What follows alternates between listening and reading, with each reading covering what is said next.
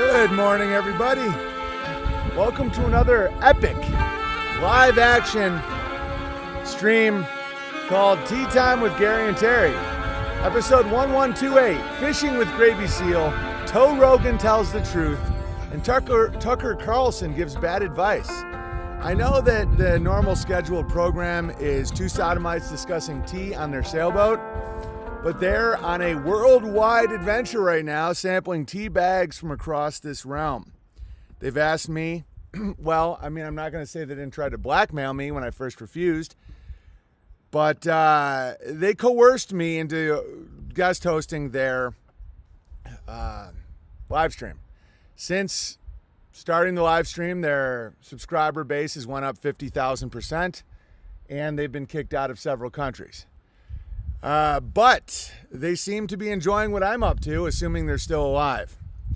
All right, I got a good one for you today. Fishing with Gravy Seal, Toe Rogan tells the truth, and Tucker Carlson gives bad advice. Let's first start off with just a really nice picture of Gravy Seal Bear. Wonderful human being. His name's Corey. It made me laugh yesterday thinking about Made by Jim Bob. His Ben Shapiro theme with Brad. So Ben Shapiro, what would you do if someone breaks into your house? Well, first I'd call Brad. And then I would get my gun, which is in a safe, which is in another safe. And then I'd have Brad tell me how to use the gun. Brad is free market at work. You know, everything that he needs to know that's at all masculine is Brad. And typically I'm the man of the house. But I don't really know anything about fishing. And so Gravy Seal is really good at fly fishing and everything. And I have 3 little kids and a wife on this little boat. And we're out. And so I bring Gravy Seal, and he's doing everything. Oh, yeah, Brad is from Grindr. Yeah. He's like, wow, I got this wonderful app for finding men to do services around the house. It's called Grindr. Yeah, Made by Jim Bob is so funny. I mean, he's just so funny. And I think he stumbled upon the purpose of autism, by the way. I'll get to that. But so here is Gravy Seal and my son Walter on Lake Pabli. That's the lake right near my house. It's just epic. It's an epic, beautiful lake. We didn't catch anything. Because most of our time was spent, putting the boat in the water and like stringing up the lines and trying to teach toddlers how to cast and all this stuff. But I couldn't stop laughing because I was at the wheel, and I just kept thinking, wow, I have a Navy SEAL. I have a Navy SEAL to teach my son how to fish.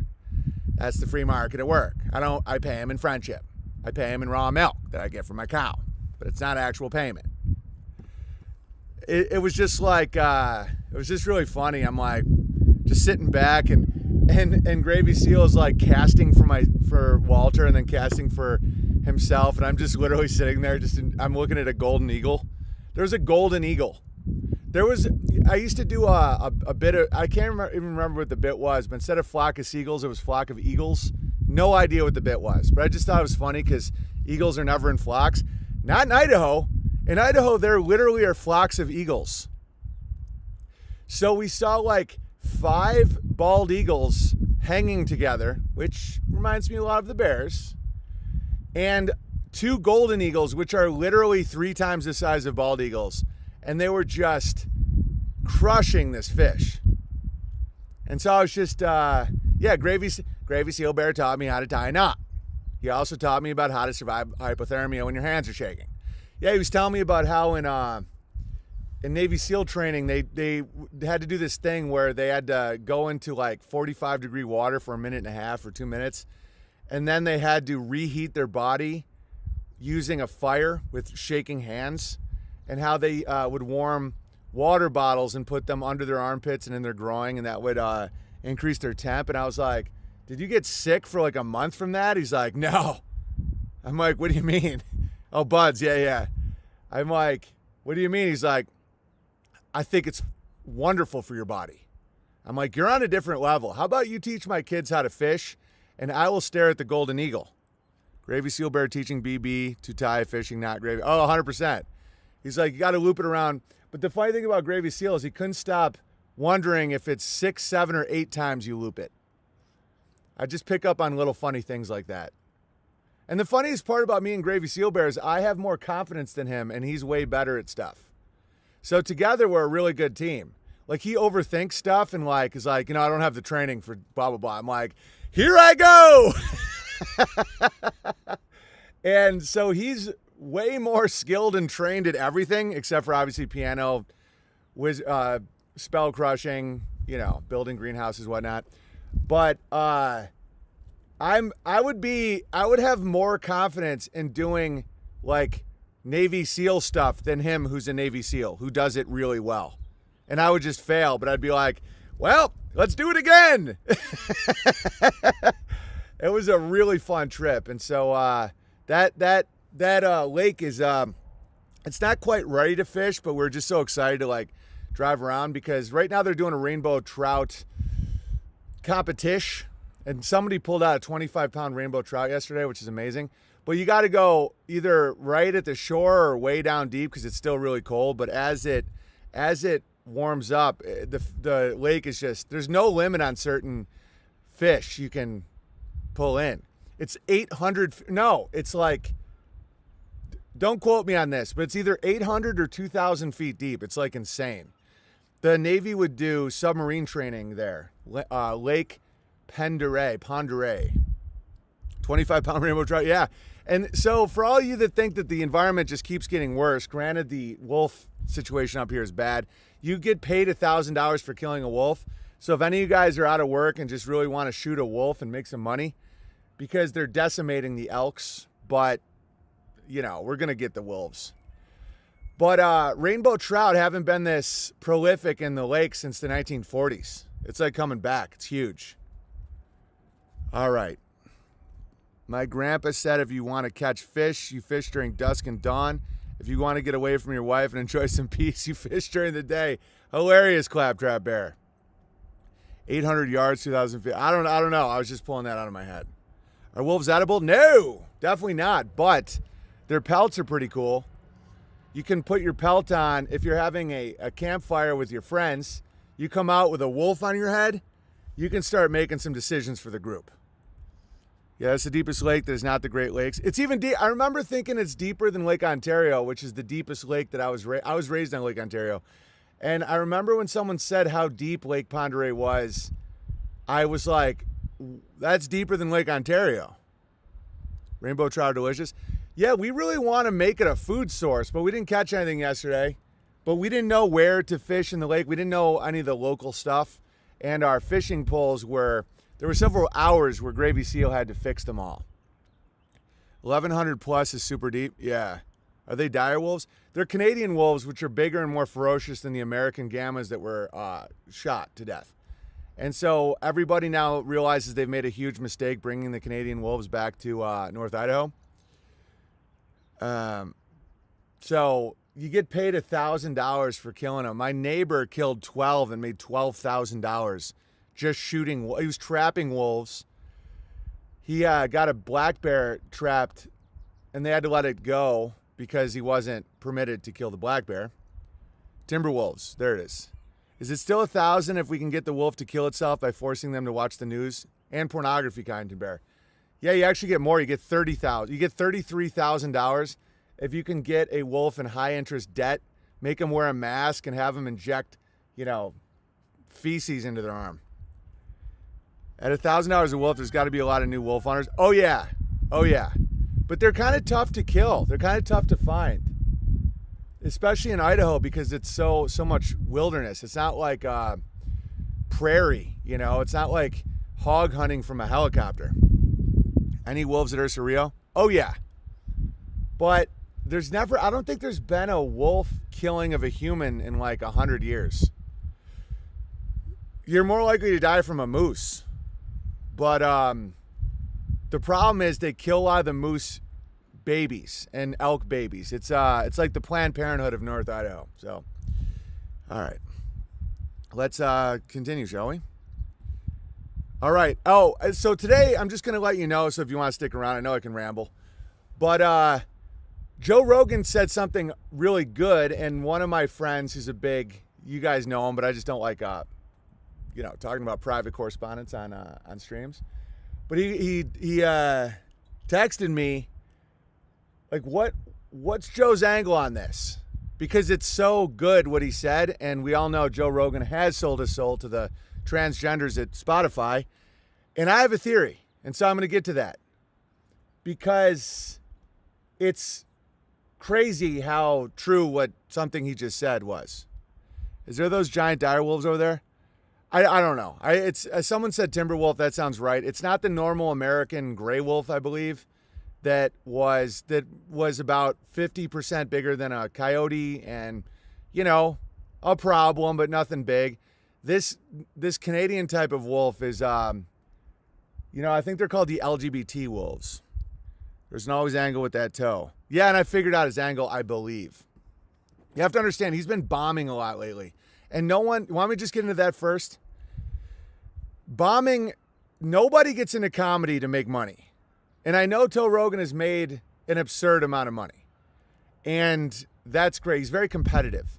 But nobody gets on that stage thinking, I'm going to make it. People get into law or medicine or certain types of business, the financial world. That's where people go when they want to make a lot of money. Comedians want to kill.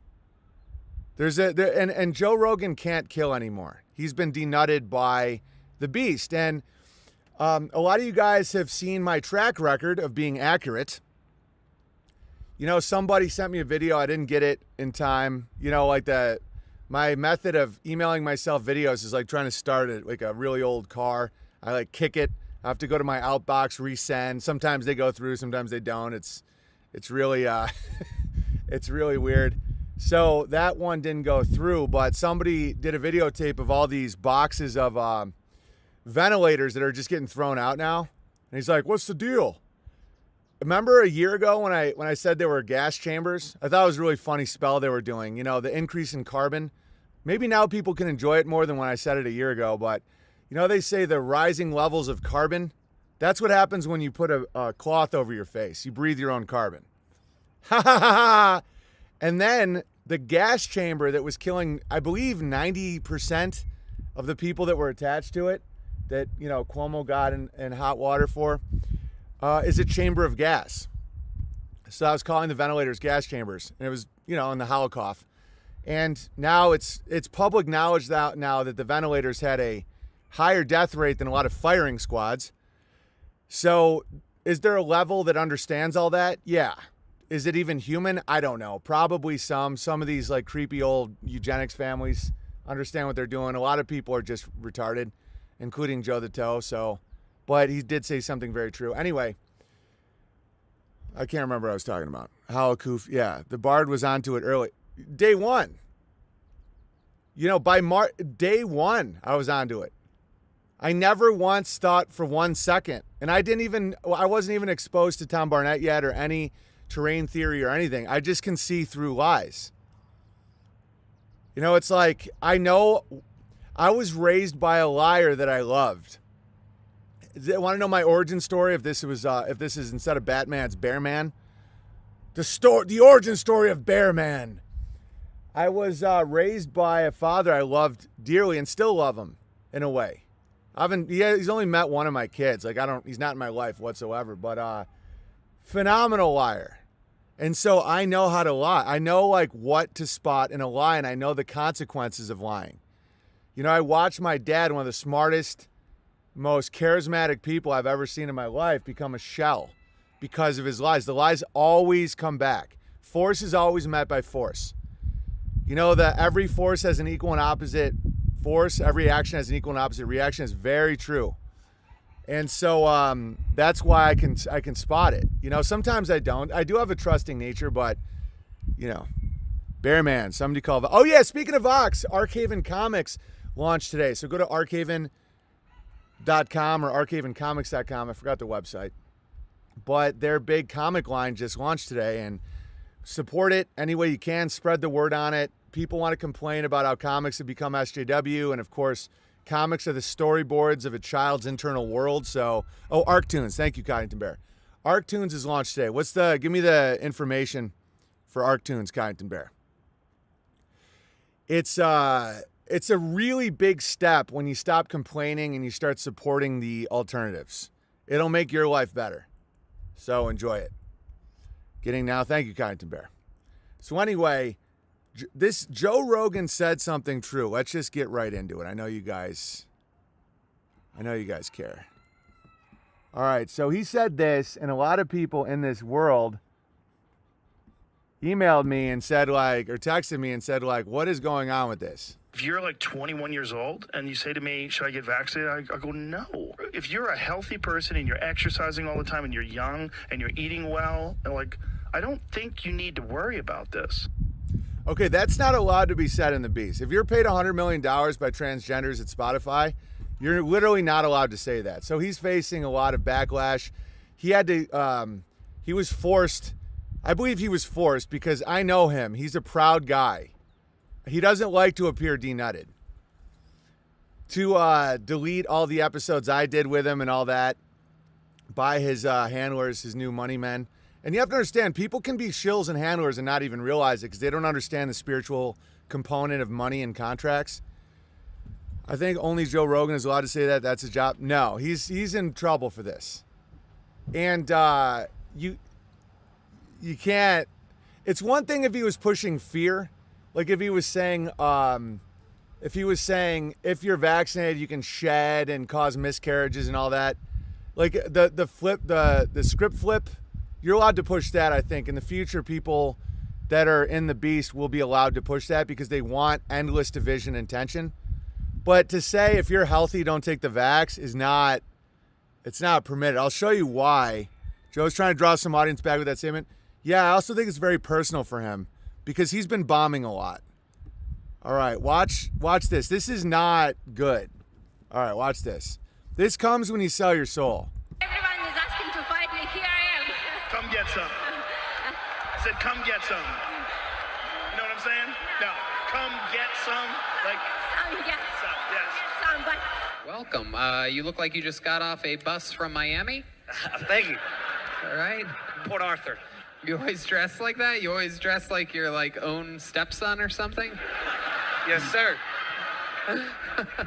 That He is- looks like he's like inmate 1 in the unexpected COVID-19 release. Well, they sent a bunch of people back out in the streets.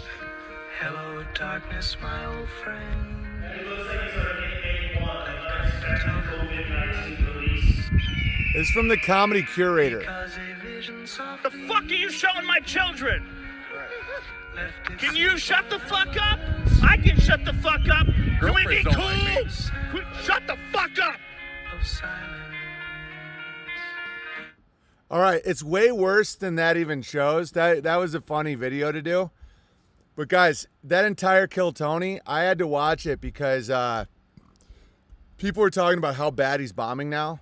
Like in public. Like if you don't have an audience, it's easy to pretend and fake and shill and all that.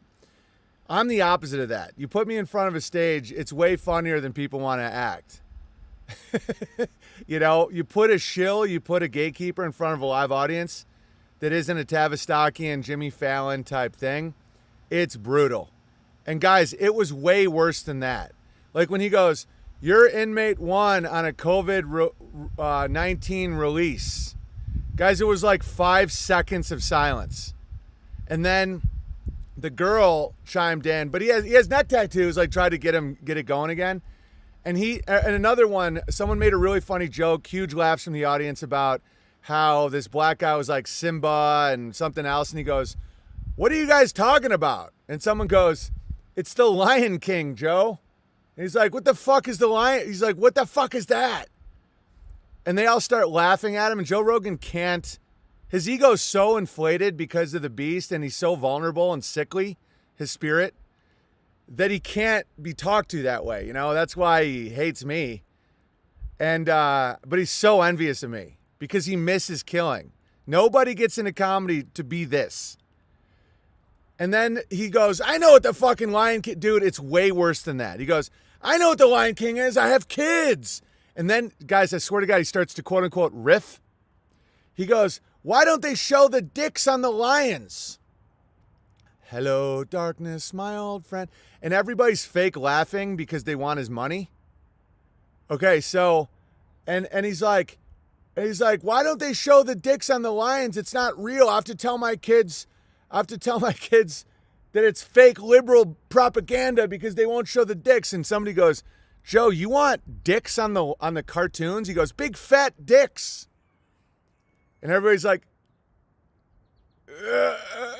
and dude, I'm just like, oh, this is why he's trying to get his audience back. This is why he said in a recent podcast that I did a joke before Dave Chappelle and stuff like that, because he's done, guys. And you might not try. I bet pretty damn close to 1,000 when it comes to these type of spiritual predictions. I make a ton of mistakes. I battle sin every day. I'm not trying to inflate myself, but trust me on this. I know this more than I know my address. I sometimes forget my address, swear to God. Money doesn't make anything better. I might be nice. I owe money to Netflix account. I promise you it doesn't. Joe Rogan took a Faustian deal. And for you youngsters that don't understand Faust, because it's not taught in schools anymore, schools is just now for sodomy and mouth submission. Faust is the deal with the devil, and the devil will give you a deal. And it's always an irony. So it's like, you get to live forever, but then you get a life sentence in prison. You get a Ferrari, but no gasoline. You get to have all the books in the world, but your glasses break. You understand? It's always Faust. You get to be the highest paid comedian in the world that's no longer funny. And it's every time. You get to be a doctor who now has to kill people. You get to be a teacher who now has to lie. You get to be a journalist who now has to do what you're told and not uncover truths. You understand? That's the Faustian deal. You know, you get to be safe from COVID by being dead. It's like, because it still honors the contract. The safest place you can be is dead. Oh, how dare you? That's not what they mean. It's what they mean. So Joe saying of that thing about vax is very interesting. Because some would see it as gatekeeping, where it's like, oh, he presents the other side, then you keep it in the Overton window. I understand that. They do that. I know Joe personally. I've done his podcast 3 times in a year. He was trying to get me to be one of his butt boys, I believe. And I'm not claiming he was trying to have anal sex with me. But when you look at Tony Hinchcliffe and you hear his lisping and his twink behavior and how Joe is always like, you did it again, Tony. You're so funny. He's like, yeah, I'm funny, right? See? Joe, I got another punchline. So, you look like your own stepson, Tony Hinchcliffe. And Tony Hinchcliffe is a twink's twink. He looks like he can't get out of bed in the morning without a ball gag in his mouth. And so you have Joe Rogan, this, I believe, is a power bottom, but it looks like he's a pumper if he's really that close to Tony Hinchcliffe. He's like, VH1 Rogan fall from grace. You can't really fall at that height. Hilarious. Yeah. The Faustian deal with Joe Rogan is the Faustian deal. He's a walking Faustian deal where it's like, you can be seen as the most masculine, tough, muscular, hunting UFC guy, and you're a midget. You know?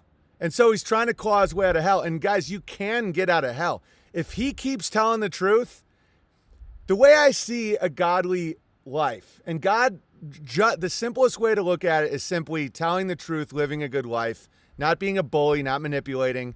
Forget about all the church dogma. Just that. We know what feeling like you're saved is.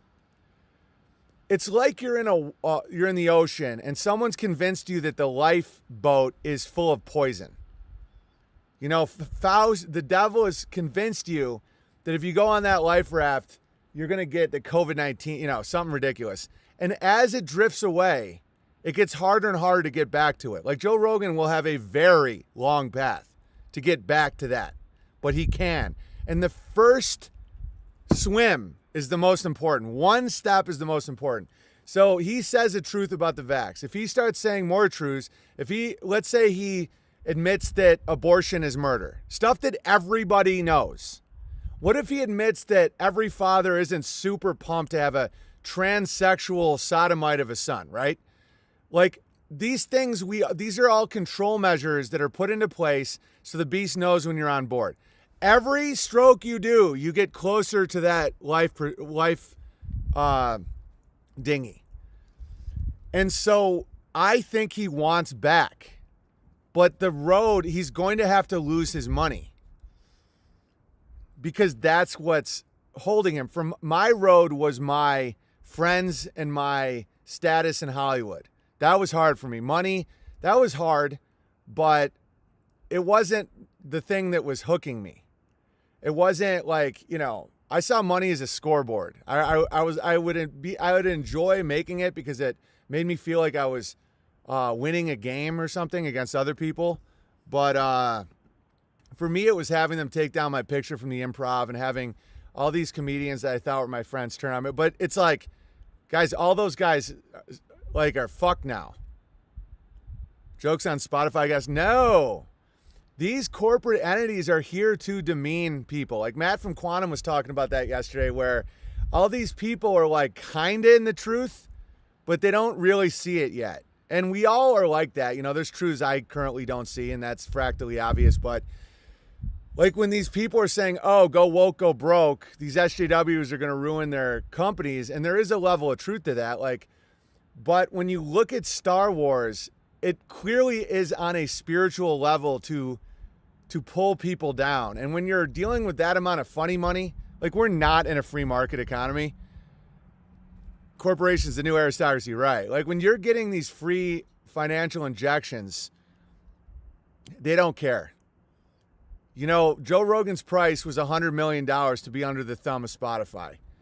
And that is worth way more than money. That money isn't real. And people are under so many financial pressures that it's tough to see that. I totally understand that. That's why I find it very important to explain that. And I know because I live in such a nice place and I'm doing well, the must be nice is very easy to say. But I promise you, I know a lot of people are seeing it now, more than before. I am almost never, granted I'm not in the circles that they're in, but nobody says I'm jealous of Joe Rogan's money anymore. And I don't know if it's because people are becoming more aware of what that is, what the trick is, or I'm just not associating myself with that level of disgusting, animalistic human mentality. But it's like his price, if you have a price, you're fucked. And they take what you love. What Joe Rogan loved was respect for killing on stage. He once called me on the phone and revealed to me, and I don't care about revealing this stuff because he's not my friend. He betrayed comedy itself, which is more important than me. But he betrayed his craft. He betrayed his people. He betrayed America, men, everything. So I don't care. I'll just tell people what he's ever said to me because his ass has been sold. He was very insecure that his new special sucked. He was like, it's just coming out on Netflix and I think it's terrible. It's like the imposter disease, He's like, but everyone tells me how great it is, but I think it's terrible. And then I watched it. It was terrible. And he knows it deep down because UFC, jiu-jitsu, comedy, there is no lies in fighting a man. There is no lies in comedy. You can throw in a bunch of transgenders and steroids and try and manipulate and sell and get fighters to throw fights and all that stuff. But the reality is Joe Rogan was drawn. And the only reason I'm covering this is because it helps people see through their problems in their life. This is an important thing because this is a man whose life is very interesting. Joe Rogan's life is very interesting. And it's very, I don't know. There's a dramatization of it that, I was talking to Jim Bob yesterday, and he's like, man, no matter what anyone says, you've gotten thousands of normal people to talk about the Trinity. Preachers, priests, scholars, they can't do that. I'm like, yeah, I give it a dramatization so people can, get into it. I was raised by professors, so I understand I was raised at a college campus pretty much. So I understand the downfall of the scholar, droning on and on about stuff that no one can dramatize, no one can get into. No one's Who's the good guy? Who's the bad guy? What is the story arc? What? Ironically, every good story arc, first act, second act, third act, right? Setup, punchline, tag. I understand the threes in nature, mind, body, spirit, all that. I had an issue with the Catholic Church taking a monopoly on the threes in nature, which I believe I am 100% right on. Anyway, so Jim Bob was saying, like, yeah, you've gotten way more people involved in the Trinity, or even Christianity, thinking about their faith, thinking about God, instead of like all these agendas and secular worldly problems. That's incredible. And I'm like, yeah, I give a drama to it. I give a character, right? And I've solidified people's Trinity beliefs in certain ways. Some people feel more strongly about their belief in the Catholic Trinity than before because they've thought about it, analyzed it, explored it, and they're grateful for that. Joe Rogan gives a character and a dramatization to Faust. His stand-up sucks. Didn't used to suck this bad. I used to be a fan of Joe Rogan. I used to look up to Joe Rogan, which is hilarious because he's a midget. But it didn't used to suck this bad. I've seen him kill on stage. His first, that he did a special once in 2006 or 8, where his bit about dolphins and all that shit was really funny. And I meant stand-up striking. So he's not a very good fighter, in my opinion. Could he beat me in a fight? Yeah, his kicking ability, whatever. I'm not trained. But no, I mean, everybody I know that fights says that he's not a good fighter. He's like got a few Taekwondo tricks and, he knows how to grind your genitals in a scissory action if you agree to wrestle with him for money in one of his studios. But no, I think he teaches Tony Hinchcliffe how to fight and then they fuck. Opinion, Joe, but I'm pretty sure I'm right. I'm Tony Hinchcliffe. I have a great punchline for you today. So, did you hear about the milkman coming to... And Joe's like, you're doing great, Tony. You're so funny. He's like, yes, yes, Joe. I'm the ultimate roast machine. And I'm like, okay, they're fucking. What do you mean we're fucking? Tony, you're not funny. Kill Tony isn't funny. I have people tell jokes and then I put them in their place. I'm like, that only exists because Joe Rogan's the biggest podcaster in the history of the world. He's clearly fucking you and promoting you, and no one knows why. What do you mean? Did you hear about the chicken that crossed the road? I'm like, Tony, you're like a hairless twink who isn't... I tell the jokes like that is. I faced a lot of backlash from cancel culture. Isn't that right, Joe? Yeah, Tony, you totally face a lot of backlash for telling the truth. Meanwhile, it's the most inflated, valueless. It makes Bitcoin look valuable. The amount of brand awareness in Kill Tony based on nonsense, like based on people going, wow, who dressed you? A blind guy? And Joe Rogan's like, Tony Hinchcliffe. Holy shit, the great Tony Hinchcliffe. Like, yeah, Joe.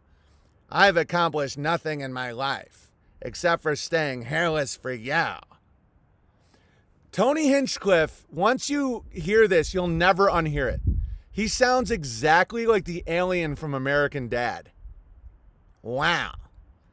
He's like this, and there's no jokes. He's like, well, I made fun of George Floyd on Twitter. It's like, you're still on Twitter? How are you still on Twitter if you're so attacked? Because I let Joe Rogan inside me. Dude, someone told me they saw Joe Rogan banging Tony Hinchcliffe at the Comedy Store behind a dumpster. That's where I came up with dumpster pumping. I can't verify that. It was said by another comic who was around them a lot and acts like they're great when they're in the same company because everyone's obsessed with money. It's fucking crazy how people are obsessed with money. They're like, if I get more money, the demons will go away. Really? You think? Yeah, I can't. The entire dumpster pump joke started because a comic told me that they witnessed, I'm not even going to say the gender of the comic, but they witnessed Joe Rogan banging Tony Hinchcliffe behind a dumpster. Joe, Did you hear the one about the Polak, the black guy, and the Jew walking into a... Shut the fuck up, Tony. It's my time now. Sources say. It's a highly likely allegation. Yeah, I'm just alleging. Can't we just allege?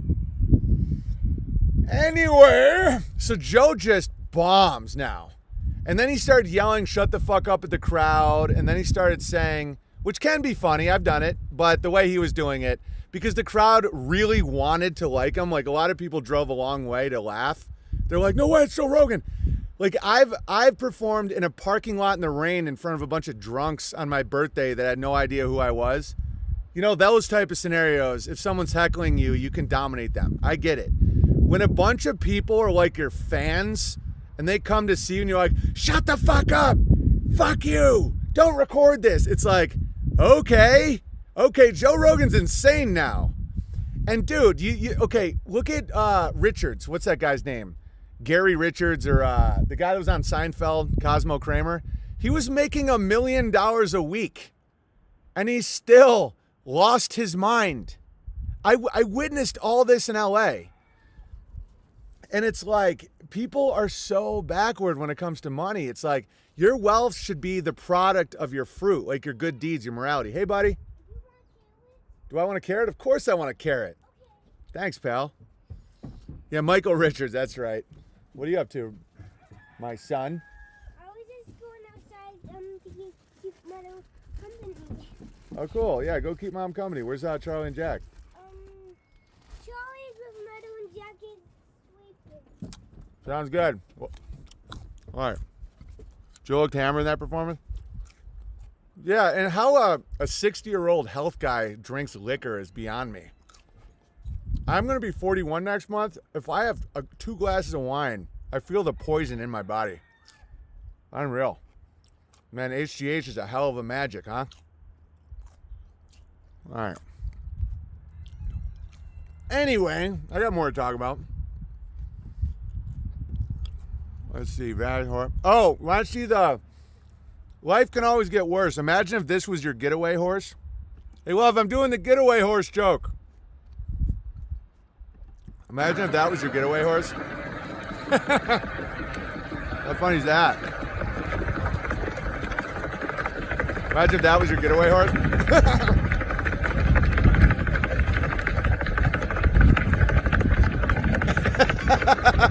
Hilarious. Amy sent me this. That's Joe Rogan trying to do a joke, just walking that high wire. What's gonna make it so my pump money stays in my account? Because this is the problem with coming clean when you're Joe Rogan now, is all his friends only like him because of money. 100% of his friends. There's nobody that likes him for his good deeds. So he's gonna lose all of it. They only like him because he can be put on, Joe can make their careers, right? I mean, we all know this. This is obvious. The fact people were fake laughing at Joe going like, you look like patient. And dude, he fucked up the joke so bad. It wasn't inmate. Patient 0. And even that isn't funny. He's like, you look like inmate 1 from COVID-19 arrest being released. And everyone's like, wow, Joe, that's really funny. All right. I never noticed how many ads there are all over social media except Bertaria. 0 ads. It's 100% sponsored by the people. Same here. If there's ever an ad on Tea Time with Gary and Terry, it's because I use someone else's clip or song, and the money goes there, which is great. It's a great deal for me. I get to play Pink Floyd, and all you have to do is look for 30 seconds at some black guy dominating a white woman. Except they say, oh, Folgers Crystals. And you're like, okay, this is called social programming. But as long as you know what they're doing, it doesn't even matter. All right. What's this?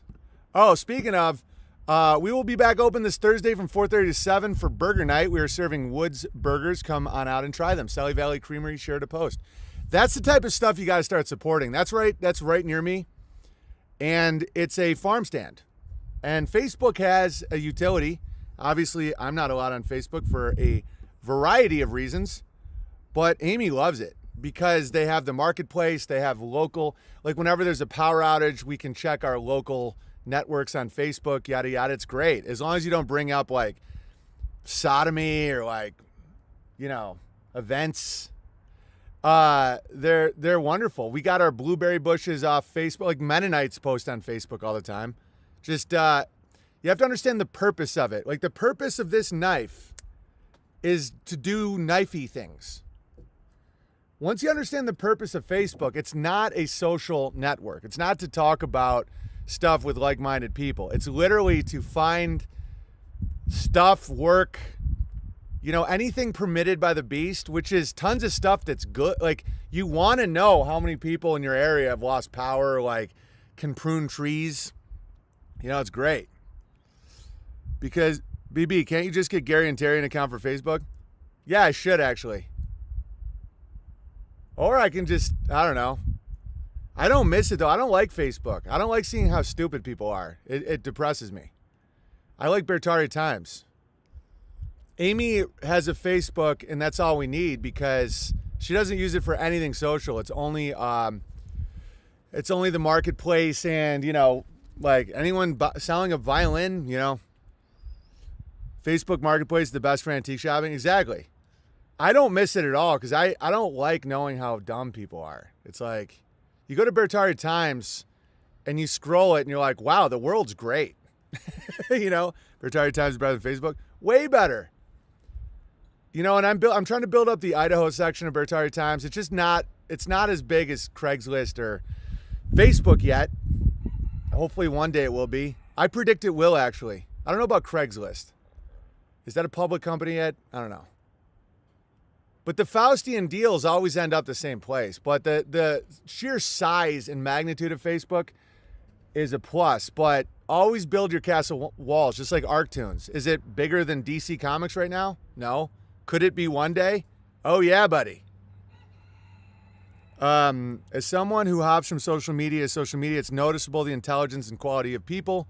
It goes BTT, Telegram, Gab, IG, and like Twitter and Facebook are last. Right, you want to see how I tweet now? Speaking of, and then I'll talk about Tucker Carlson. I like Tucker in a way. I'll just give him advice. You know, I think Paul from Pockets nailed it, and I'll just kind of reiterate his point that would have been my point as well if left to my own devices. But, you know, I always give credit where credit's due. Unlike, no, you know what? I'll show you the Babylon Beef thing first. I've changed my approach, and this helped me mentally a lot. Like, for example, this. Babylon B shouts out Tea Time with Gary and Terry. Census reveals a concerning amount of Garys. You know, before I would say, they're stealing. Victim consciousness, right? I'm no longer going to accuse people of stealing. I'm going to say that I have inspired Babylon B or they're shouting us out. Because the stealing thing is victim consciousness, and Harry Bear knows all about that, huh? Biden just announced today that the Armenian genocide happened, so that means our Armenian friends are about to start acting a little Jewy. For, I don't know, hopefully not, but if you start seeing, you know, piles of windbreaker outfits in museums, you're going to know that they've taken the bait. Don't take the bait, Harry Bear. Tell your people. You know, Biden is like, oh, the Armenian genocide happened 106 years ago by the Ottoman, you know, near the Sofa Empire. A little, Harry Bear? Yeah.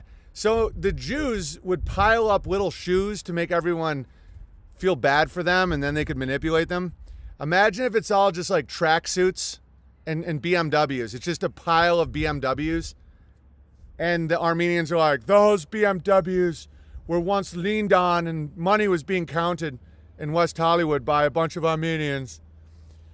My new roaster is my buddy's getting some roasting profile. Are you streaming to? Oh, Paraplegic streams? You got to be kidding me.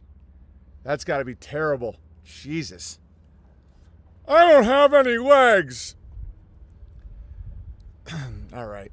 Like that ATV. I just got that off Craigslist. I hope one day that, because I'm bringing my four-wheeler to Ursa Rio to do work, so we just got this cool 2012 Polaris for a very reasonable price, and it has a back thing on it so we can carry around hay and stuff. Amy's meeping around on it right now.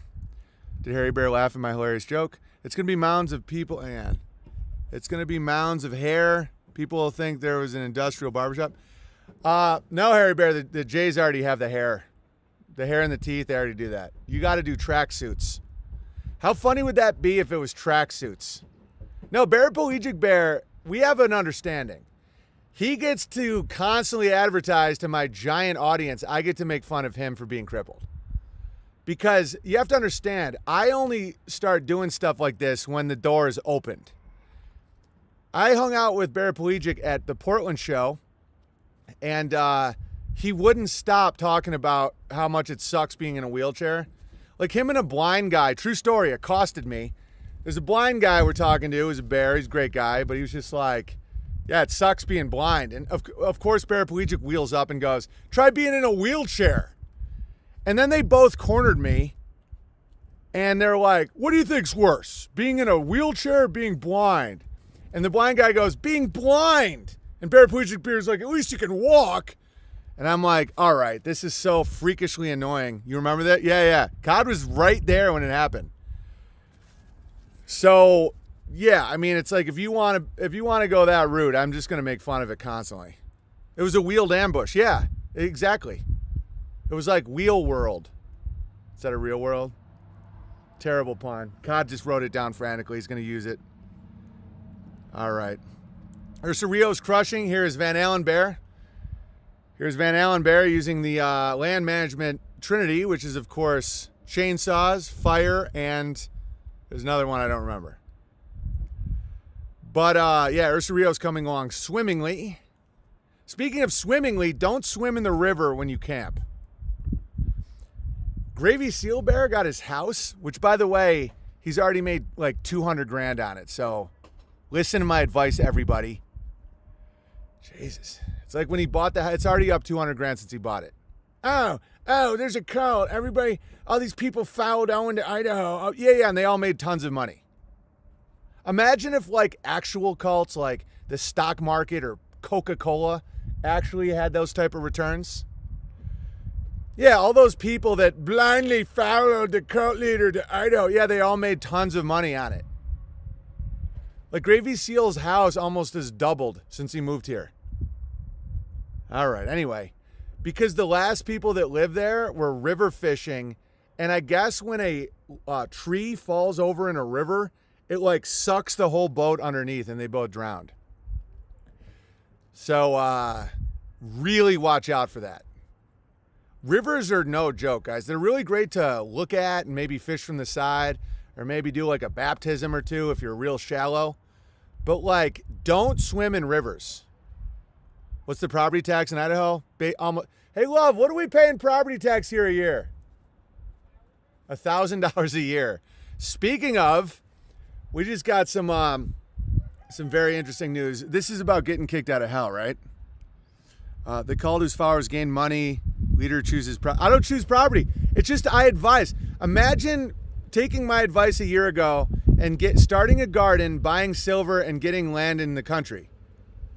You're up 400%, and your life is better, and you're not depressed. Property taxes are illegal. Fight them. No, it's a waste of time, in my opinion. You can if you want, but there's a flat tire, actually, I think. That's some people love that stuff. There's a level of autism that can't get enough of that, but I don't. I'm never going to waste a minute of my time doing like government bureaucratic fighting. Okay, so the house, remember when we got kicked off Airbnb? You guys remember? Well, that was amazing. My brother-in-law pays $15K in New York. Right, because New York is a fallen state. I'm about to talk about New York. Okay, remember when I had that rental in New York and Airbnb kicked me out? Okay, well, we had this rental house in New York. So we had 2 rental houses in New York, and we sold both of them because we were literally banned from Airbnb. Okay, 75 sold for 75 grand. You know, I mean, not. So that's why when I say this stuff, people are like, "Oh, you sold your houses? You must be so rich. Oh my God, I'm squirting." No, 75 grand. Don't get me wrong. I did all the math. It was having 3 units. With, you know, I bought it for 75, put in a new roof, and you could make some money on it, but not really. Kind of. It was a better return on investment at the time in the stock market, but whatever. So as soon as I saw the nonsense that was being aimed at landlords, especially in New York State, we got out, right? Awesome House. That was the other house, Harry Bear. We sold that too. But again, the fees are insane. And that's why getting retards to hate the quote-unquote rich, calling them all Jews and whatnot, it's designed to implode the entire society because where are you going to go? Someone's got, like, you understand the margins on rentals is terrible, especially now. So anyway, the taxes on a $75,000 house. Okay, we're going to get into this. So a $75,000 house in Essex County, New York State. So when we owned it before we got kicked out of hell, our county tax, bear in mind, not school tax, which was nuts. Bear in mind, these people are still paying the school tax. Then the schools are like closed or like just hell, it's all a scam. That's why it's important to live around like-minded people. Remember when I said, don't live anywhere where there's a 100% mask compliance? Don't live anywhere where people, yada, yada, yada, where everyone's following these orders, because it shows a level of retardation where it greenlights the beast to be like, okay, take everything. It's like a predator with a drunk girl. Like if a girl's like staggering, it's like that is a green light for predators. And you're always going to get predators. People that hate the government, guys, every time a government falls, another one immediately emerges, usually in the form of, warlords or mafia types. Every single group of people pays a protection racket in the entire world. As soon as you show me one place that's natural law, by the way. Watch a rooster. Stefan Malini needs to get a rooster and watch it for 20 minutes, and then he'll understand natural law. Yeah, it's a power vacuum, right? If you have perfectly moral people, you don't need a government. But you have to understand these people want it. And all these people are like, I just want people to leave me alone on my land. What do you mean your land? What do you think guarantees your land titles? Kamala, what is that? I don't know. Well, it's always guaranteed by a forceful government. Without that, it's anyone with a stick or a gun can have your land. And there's no recourse to the law. There's nothing you can do about it. There's no law. I don't believe in kings and rulers. Okay. There's people that live like that, and you have to live perfectly moral, and you can live like that. I know people like that. I know people without licenses or social security numbers or insurance, and they're free men on the land and all that.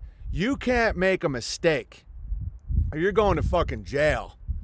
And your entire, you have to be like Jesus Christ to walk on water.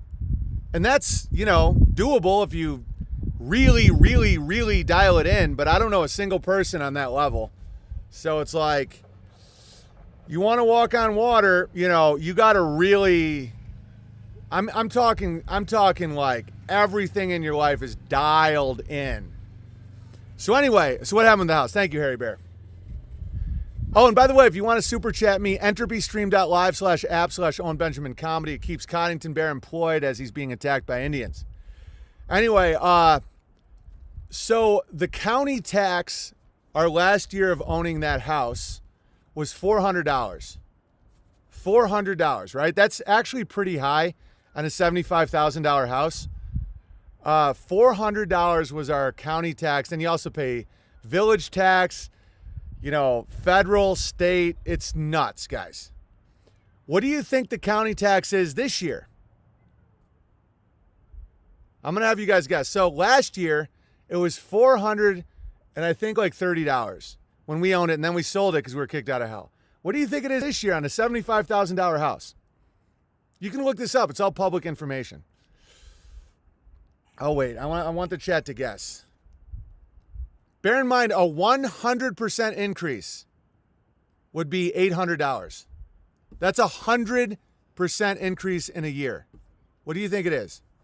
1,000, 2,500, 2,000, 2,600, 999, $3,300. 1,400, 13. No, it went up 800%. 800% increase in 1 year. Yeah. Okay, so if you're dealing with margins, tight margins. And I'm talking, I had to pay the heat in a Saranac Lake winter. You know, we had to put in a new furnace. We had to keep it painted. You have to understand, a mortgage is a landlord with no obligation to fix anything in your house. Yeah, $3,300. I'm not kidding. Hey, George, get out of the spinach. New York taxes are crazy. Right. But it's not because of tyranny. It's because the people suck. Idaho is still a state in the United States. Idaho is still, it's like Montana, Wyoming, even Florida, even the trash in Florida. It's like they only go as far as they can get away with and as far as people beg for.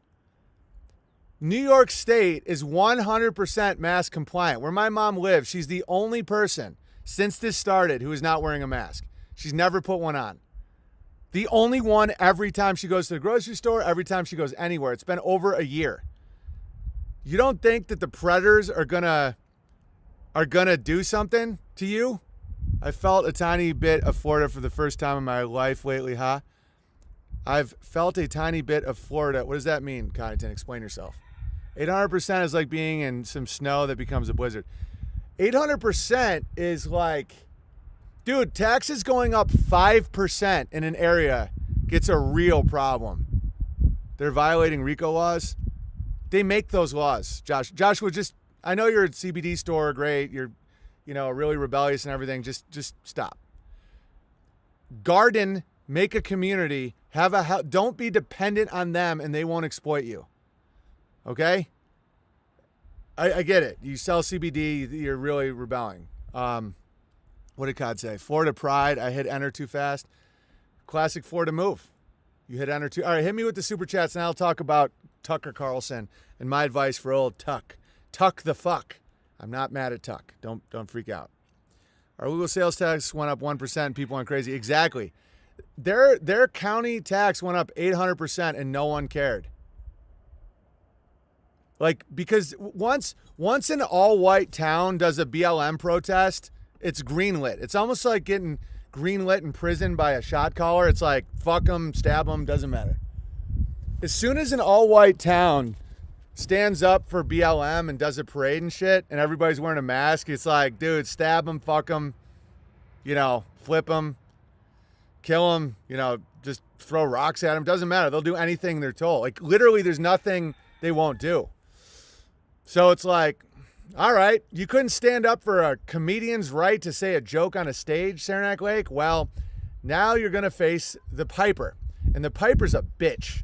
And I faced the Piper for a long time. All right, anyway, Dallas says, absolutely love the theology talk. I'm an LA escapee and lucky avoider of the demonic music industry. Good for you, Dallas. I got to, gravy here, gravy there, change it up. If I talked about it every day, it would get a little annoying, even for myself. But when it's a a good topic, I talk about. Like yesterday's was a really good stream on theology. I got a lot of texts from people that I value their opinion, really liking it. So listen to that one. It's really good. Your friend the internet says, I sent you an apology letter in the mail to your P.O. box that I would like you to read from me, Dylan Forst. They thank you for your time and all the positive inspiration your honesty and pursuit of truth has brought me. Anytime. I'll read it if I so choose. If you're writing an apology letter, it means you already fucked up. So let's not make it a double header and tell me what to do. All right, next up is Jared. BB, loving the Trinity Smackdown this week. You know what? I might not even read you. I might look for your letter to not read it. I don't know. I'm just kidding with you. I don't like your username, your friend the internet. It's very creepy. Oh, how dare you supporting the chat. Yes, ask Joe Rogan what it's like being enslaved by money and fame. He can't even say a joke now. Tony Hinchcliffe is funnier than Joe Rogan now. You understand how crazy that is? Tony's like, wow, you see, this guy's wearing pants. And Joe's like, oh my God, how did you even come up with that? Wow, Joe, you see. BB, loving the Trinity Smackdown this week. Only very stable people hold a religious intervention, in quotes. Also, crazy synchronicity here. I got the notification from Telegram of The World is a Vampire episode. I was listening to Bullet with Butterfly Wings, which The World is a Vampire's first lyric. Yeah, sinks are everywhere. You want to see a sink? I'm about to show you a video going to blow your mind. Here's a tip. Your responsive, oh, here we go. Is this a troll? Obsessions have led to some of the funniest bits and characters. Must be nice to be hysterical. Thank you, John. I do agree. There's a balance, though, between being really funny and having spiritual problems with it. You know, it's like I am very aware that my obsessions and my like overreactions are very funny. If I let that go unchecked, I'm a crazy person. That's the interesting thing about comedy is there is an element of insanity to it. Because it's like most people don't think or talk that way.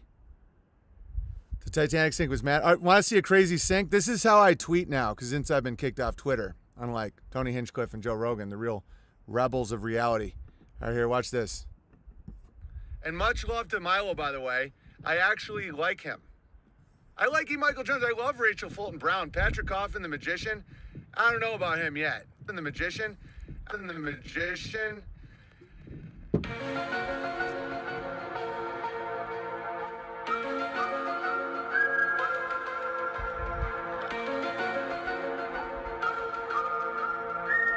We're going to watch it again. I just want to let you guys know that this is obviously funny and a joke and everything. But I said a tweet and a tweeter bird just flew right by behind me. Are you mocking my inability to walk? Oh, paraplegic bear. He's freaking out again. Just wheel him away. That's the beauty of paraplegic. That's the beauty of all these guys is you can just take their wheelchair and just wheel it into a corner and put 2 bricks behind it. Be like, what are you going to do about it? What is this place? I know, it's great. Bear in mind, I structured a joke, made fun of a magician. Right when I did that, a bird flew right behind my head. For those of you just listening, we're going to watch it again. So you can't really get kicked off Twitter. I mean, this bird spread my message. And much love to Milo, by the way. I actually like him. I like E. Michael Jones. I love Rachel Fulton Brown. Patrick Coffin, the magician. I don't know about him yet. And the magician. Let's see you do that trick, Coffin.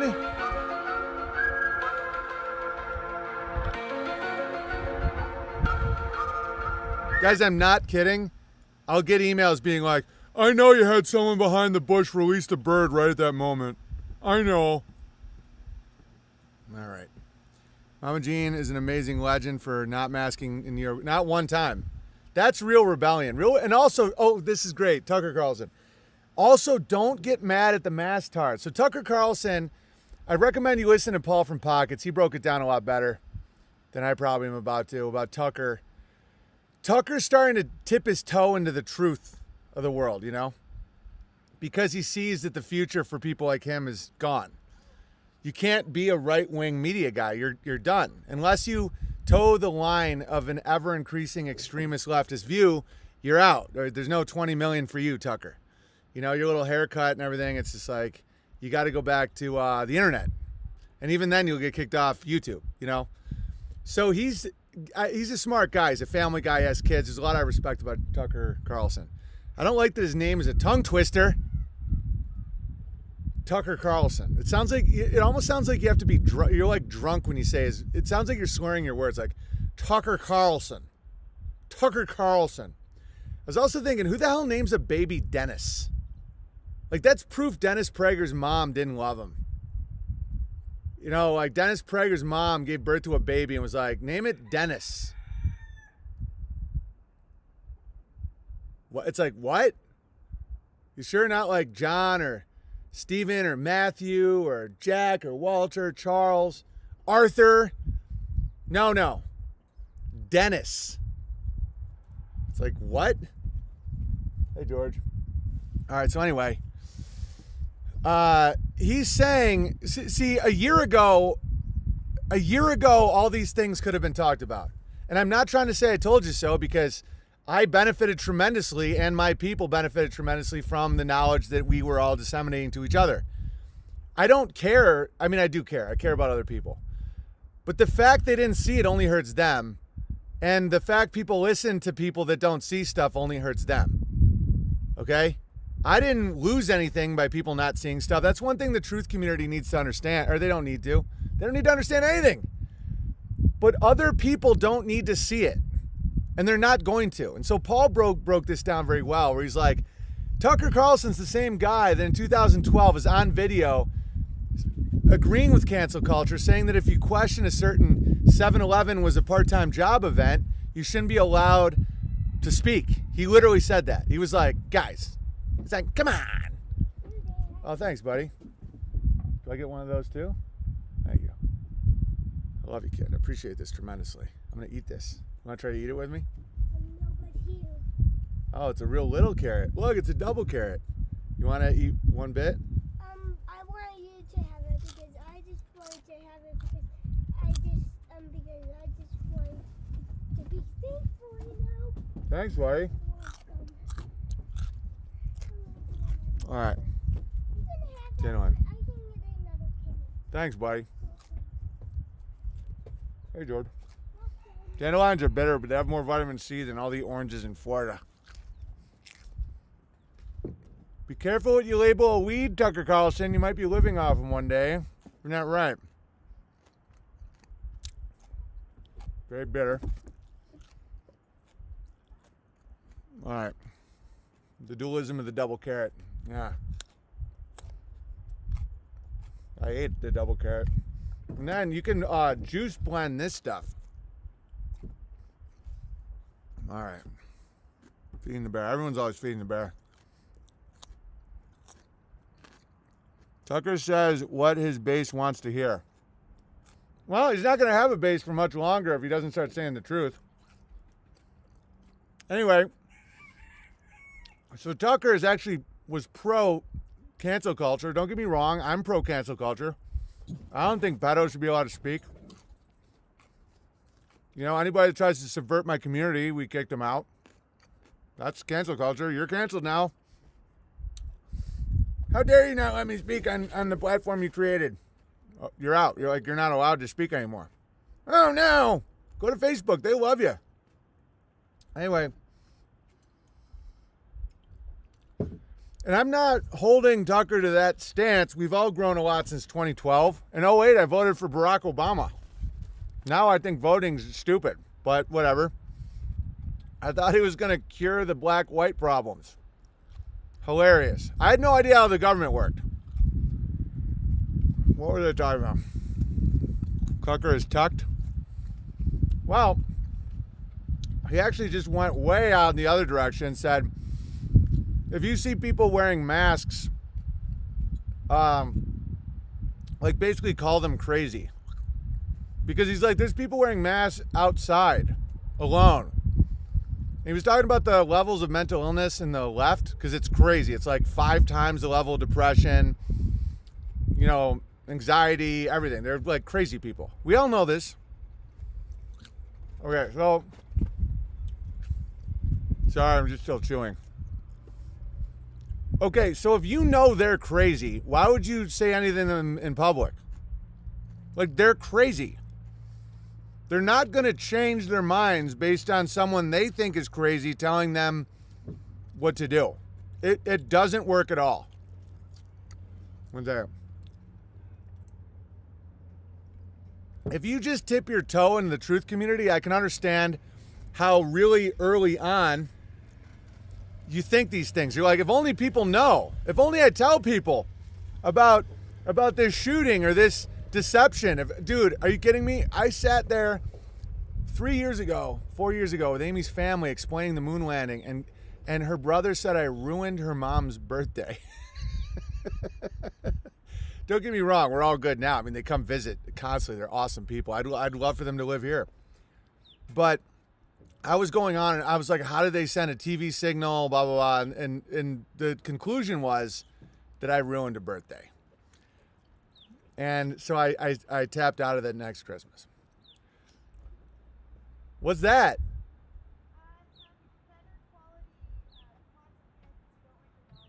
Oh yeah, we got better pots and pans that don't have aluminum in it. Thanks, love.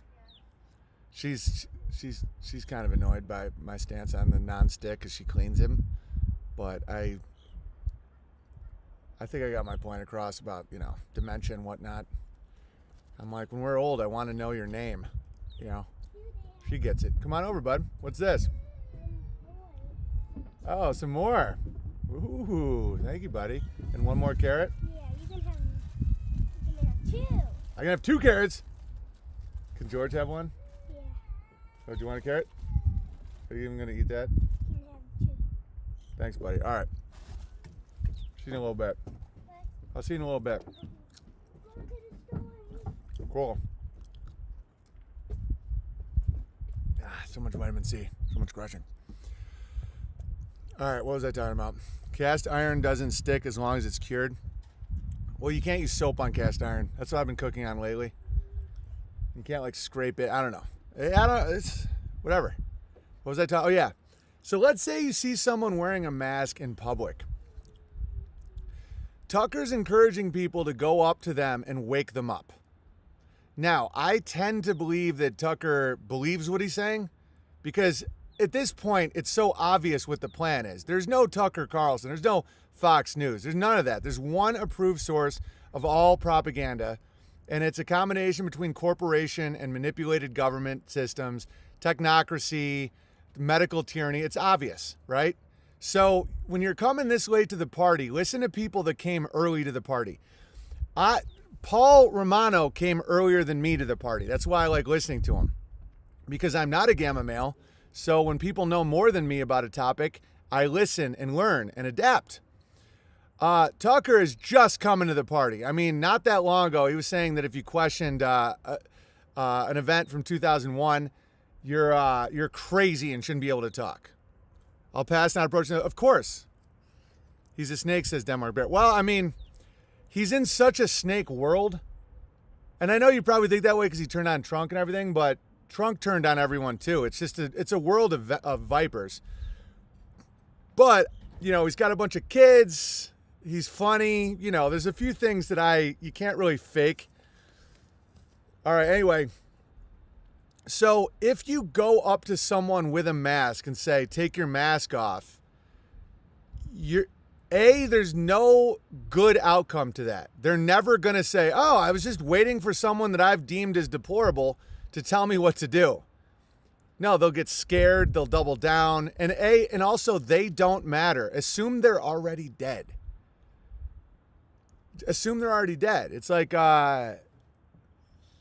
it's just like, let the dead bury the dead. That's why the moral principles are so crucial right now. And I know I can be annoying when I talk a lot about theology and stuff, but you got to go back to the beginning before you can figure out your reality. And let the dead bury the dead is very true. It's just like, if at this point someone's still wearing a mask in these beautiful days, and bear in mind, someone like me who was telling everyone not to wear a mask in last March, 12, 13 months ago. And you know what the response was? You and your family are going to die, they said to me. They said, well, you're going to get your family killed, they said. They said, not only will I get my grandma killed, there's already dead. The bitch has already been buried. She's part graboid. If she wasn't already dead, I'd cough on her as much as I'd be like, and she'd be like, why are you hurting me? So it's like, they told me that not only would I be dead, but my whole family, I was dooming my family. So none of us have ever worn a mask. And why am I not only not dead, I'm much healthier, happier, and more mentally sound than any of these other people.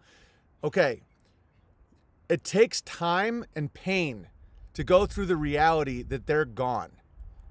And there's nothing you can do about it. Like, for years, people going into the truth for the first time and out of the beast, out of the system, and realizing what this realm really is, they'll say, oh, if only they knew. If only I told them. If only I told them the truth, they would know and they would change. And no. Zero. They have to do it themselves. So when you see them in that state, there's nothing you can say and do to get them out. And I'm one of the best people in the world at this. How many of you, because of my videos being really funny or music or something or a sketch, I planted seeds that grew out of lies you were living, right? I'm phenomenal at that. Like, a lot of truthers use fear. Fear doesn't work. Comedy works, consistency works, familiarity works, truth works, sacrifice works. I've made so many sacrifices, and you don't have to use lambs, guys. It's like I use sacrifices all the time. It's just myself. You can only sacrifice yourself. Thank you, Walter. I think I've had enough, but I appreciate you. One more carrot. Thank you, buddy. A 12-year-old girl linked all presents to a king of France voting. Oh, thank you. I don't care about any of that. No one cares. I don't need a 12-year-old girl to tell me about voting. And neither should you, CBD Store Bear. Stop listening to 12-year-old girls. It's probably a psyop to get you to listen, to get you to spread information that you should listen to 12-year-old girls about voting. You're a grown man, I assume, right? Like you're a grown man. Why would you care what a 12-year-old girl says? They're little girls. They should be at home braiding hair and making soup. Anyway, so I highly recommend you don't go up to someone wearing a mask and say, take your mask off. It will accomplish nothing, and it can put you in a very dangerous position. All right. You probably needed carotene, BB. Yeah, that's the way everything works. It's like, literally, it's like you think it's like everything is just provided when you get in the right plane of existence. My body was probably like, I could use some beta carotene. And then my son's like, I'm going to give Dad carrots. I don't know how it works, but it's awesome. I tell the cucks at work to pull theirs up. Yeah, no, that's way funnier. You want a way better approach? One, don't even worry about them. They're out of your world. They've already chose their path. It's kind of like going up to somebody with a neck tattoo and being like, you should take that off your neck. That's not going to be good for jobs. They'd be like, what'd you say?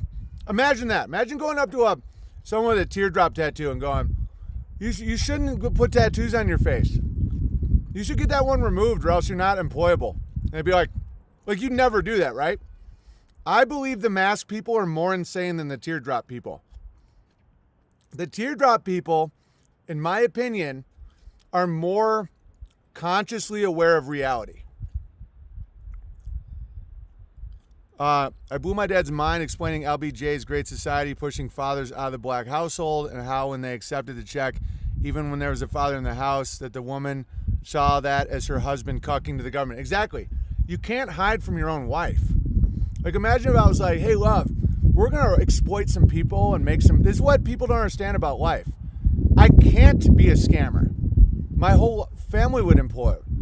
She would know what her husband was. You understand that? That's why my wife and children follow me so intensely, and the bears and everybody. Because it's like, my wife wouldn't look at me the same way. If I was like, hey love, I got this great scam. What's the first thing you think? Is he doing that to me? And then they start looking at you like, why didn't you stand up for yourself? Why would you lead people astray? Like she would not respect me if I did that. It's just like if a man agrees to do a cuck scam to get free money from the government, that government is now daddy, not you. You lost your rights as a man to that woman. And it's like, oh, black women ruined it. No, black men tried to scam. They're like, oh no, there ain't no father in this house. DeAndre, no, I'm the uncle. And then everybody's like, oh yeah, we got him good. No, money. Joe Rogan sold his ability to be funny for $100 million. You still feel like you got a good deal, Joe?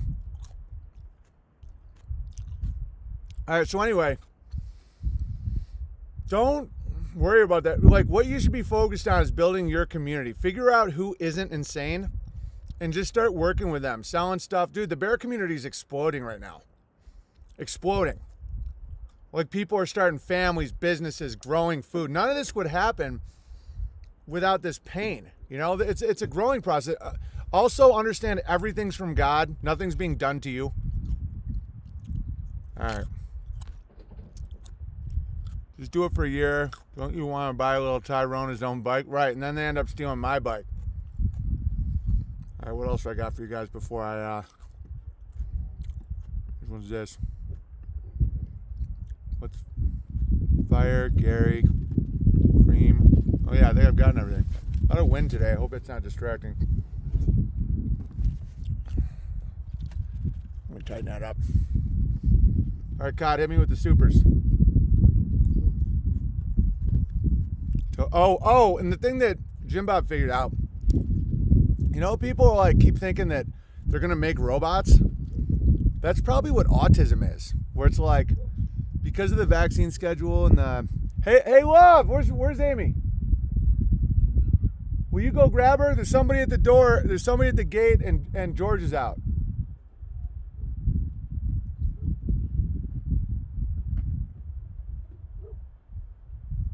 Thanks, bud. And George is out.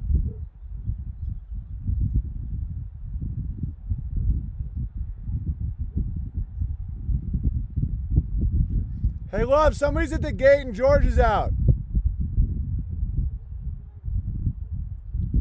All right, let me read these. I think they're leaving. Oh, they're picking up milk? Oh, cool. All right, stumbled upon some new gravel to tip the Piano Gravy Man on the daily. Cashed out on Bitcoin today. Good for you. Smart. Shout out to my IG friends, MKP, Flat Bear, and Golden Ladle. Great team there. I like all of them. With all their killer videos, keep crushing. Thank you. Watcher Bear says, BB, I enjoyed the Trinity talks because it gives me a perspective without any hidden agendas. Right. That's my value. If I give that up, why would anyone even listen to me? Isn't that right, Joe Rogan? Although I'm very happy with what he said about vaxes. Thanks for the intellectual honesty. Much love. Yeah, if we give that up, what are we? You know, might be wrong, but not lying is the mantra of this community. Synchronicity is off the charts, and this is the best stream ever. Keep crushing, BB. Thanks. Anytime, Berserker Bear. Make him tap bear says, here's some shekels because I'm too lazy to send a letter. Thank you for the 11. Very mystical. Chad says, swimming in big rivers is fun. They're like natural aquatic treadmills. What's up with Nipples Fuentes being banned from airplanes but not Twitter? I don't care about any of that. I don't even see myself getting on an airplane ever again that isn't private or flown by a bear. I don't trust any of those people anymore. I mean, maybe I would. I don't know. But I don't. I think getting banned from air travel is a good move. But no, he's serving a purpose on Twitter. Obviously, or else they wouldn't have him on. It's very, very clear. It's clear as day. Aquatic treadmills, yeah, but, you know, I don't want people getting really hurt when they're camping at Ursa Rio. That's all I'm saying. I think rivers are, especially people that aren't used to the outdoors, are a lot more dangerous than people want to admit. Thank you, BB, for all the things you did and those you did not. Might I be verified as Saxon Bear? Welcome, Saxon Bear. Greetings from Dresden. Onward. The fires of Dresden. Hey, Wally.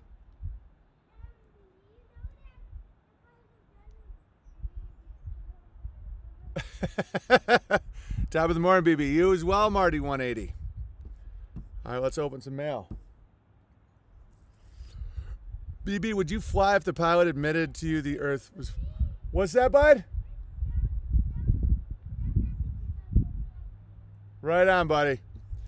I mean, almost all pilots know about the Earth.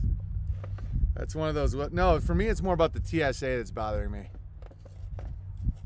It's like when Muslims just stopped flying in airplanes. I totally understand that. And the ones who were there are now like the people without masks. Like, I'm not wearing a mask. It's just not happening. And like, I know those scenarios would be the ones that would be the hardest to get through. Because they kind of, in the exchange, like in the, what's it called? Negotiation, you're at such a disadvantage if you're trying to get on an airplane. Good day, Big Bear. Owen of House Bear, breaker of spells, and crusher of wizards. A couple gravy notes. One, Freemasons actually used to cut stone. Sonic. Or of related to audible sound, or of sound, or the speed at which sound travels in air. Nice. Ma. Sonic Ma. Ma Sonic. Woohoo, gravy. A unit of electrical current equal to 1,000th of an amp, abbreviation MA. Mason. Masonic. Whoa. 100%. I know for a fact that they used to cut stone with sound. And someone, I can't remember who ladled this little bit of gravy, but the scepter in a king's hand looks like a tuning fork. Like there was probably a time when he'd be like, bang, and just cut through stone. Masonic. Wow. Mason. Mason. There's some gravy there. I'm not like as freaked out by the Masons as other people are. I know they're up to some stuff at the top of their little pyramid there. And I think they're like the Delta Force, like they're the Deltas, like just the people, you know, doing the groundwork of a lot of really bad things. The order out of chaos, problem reaction solution. I get it, but like most of the pyramid are fine. They're just being manipulated. You know, I see money the same way as I see like Freemasons. It's like people do good people are coerced into nonsense because of currency, and like a lot of currency is social or like trauma based. You know, I have no interest in joining any of that stuff, but I don't see it as any worse than being on like a soccer team or something. Look at how they manipulate the NFL. It's very similar. It's like you get all these players, and so on the bottom you have the athletes on the field actually doing what people like to watch. And that's kind of like your cops, firefighters, all these people that are in the Masonic orders. And then you have your coaches that have to like do some stuff, and your refs, which is the Freemasonic black and white. And then you got the owners that are like, okay, and then it starts going top down. Everybody's got to wear pink shoes.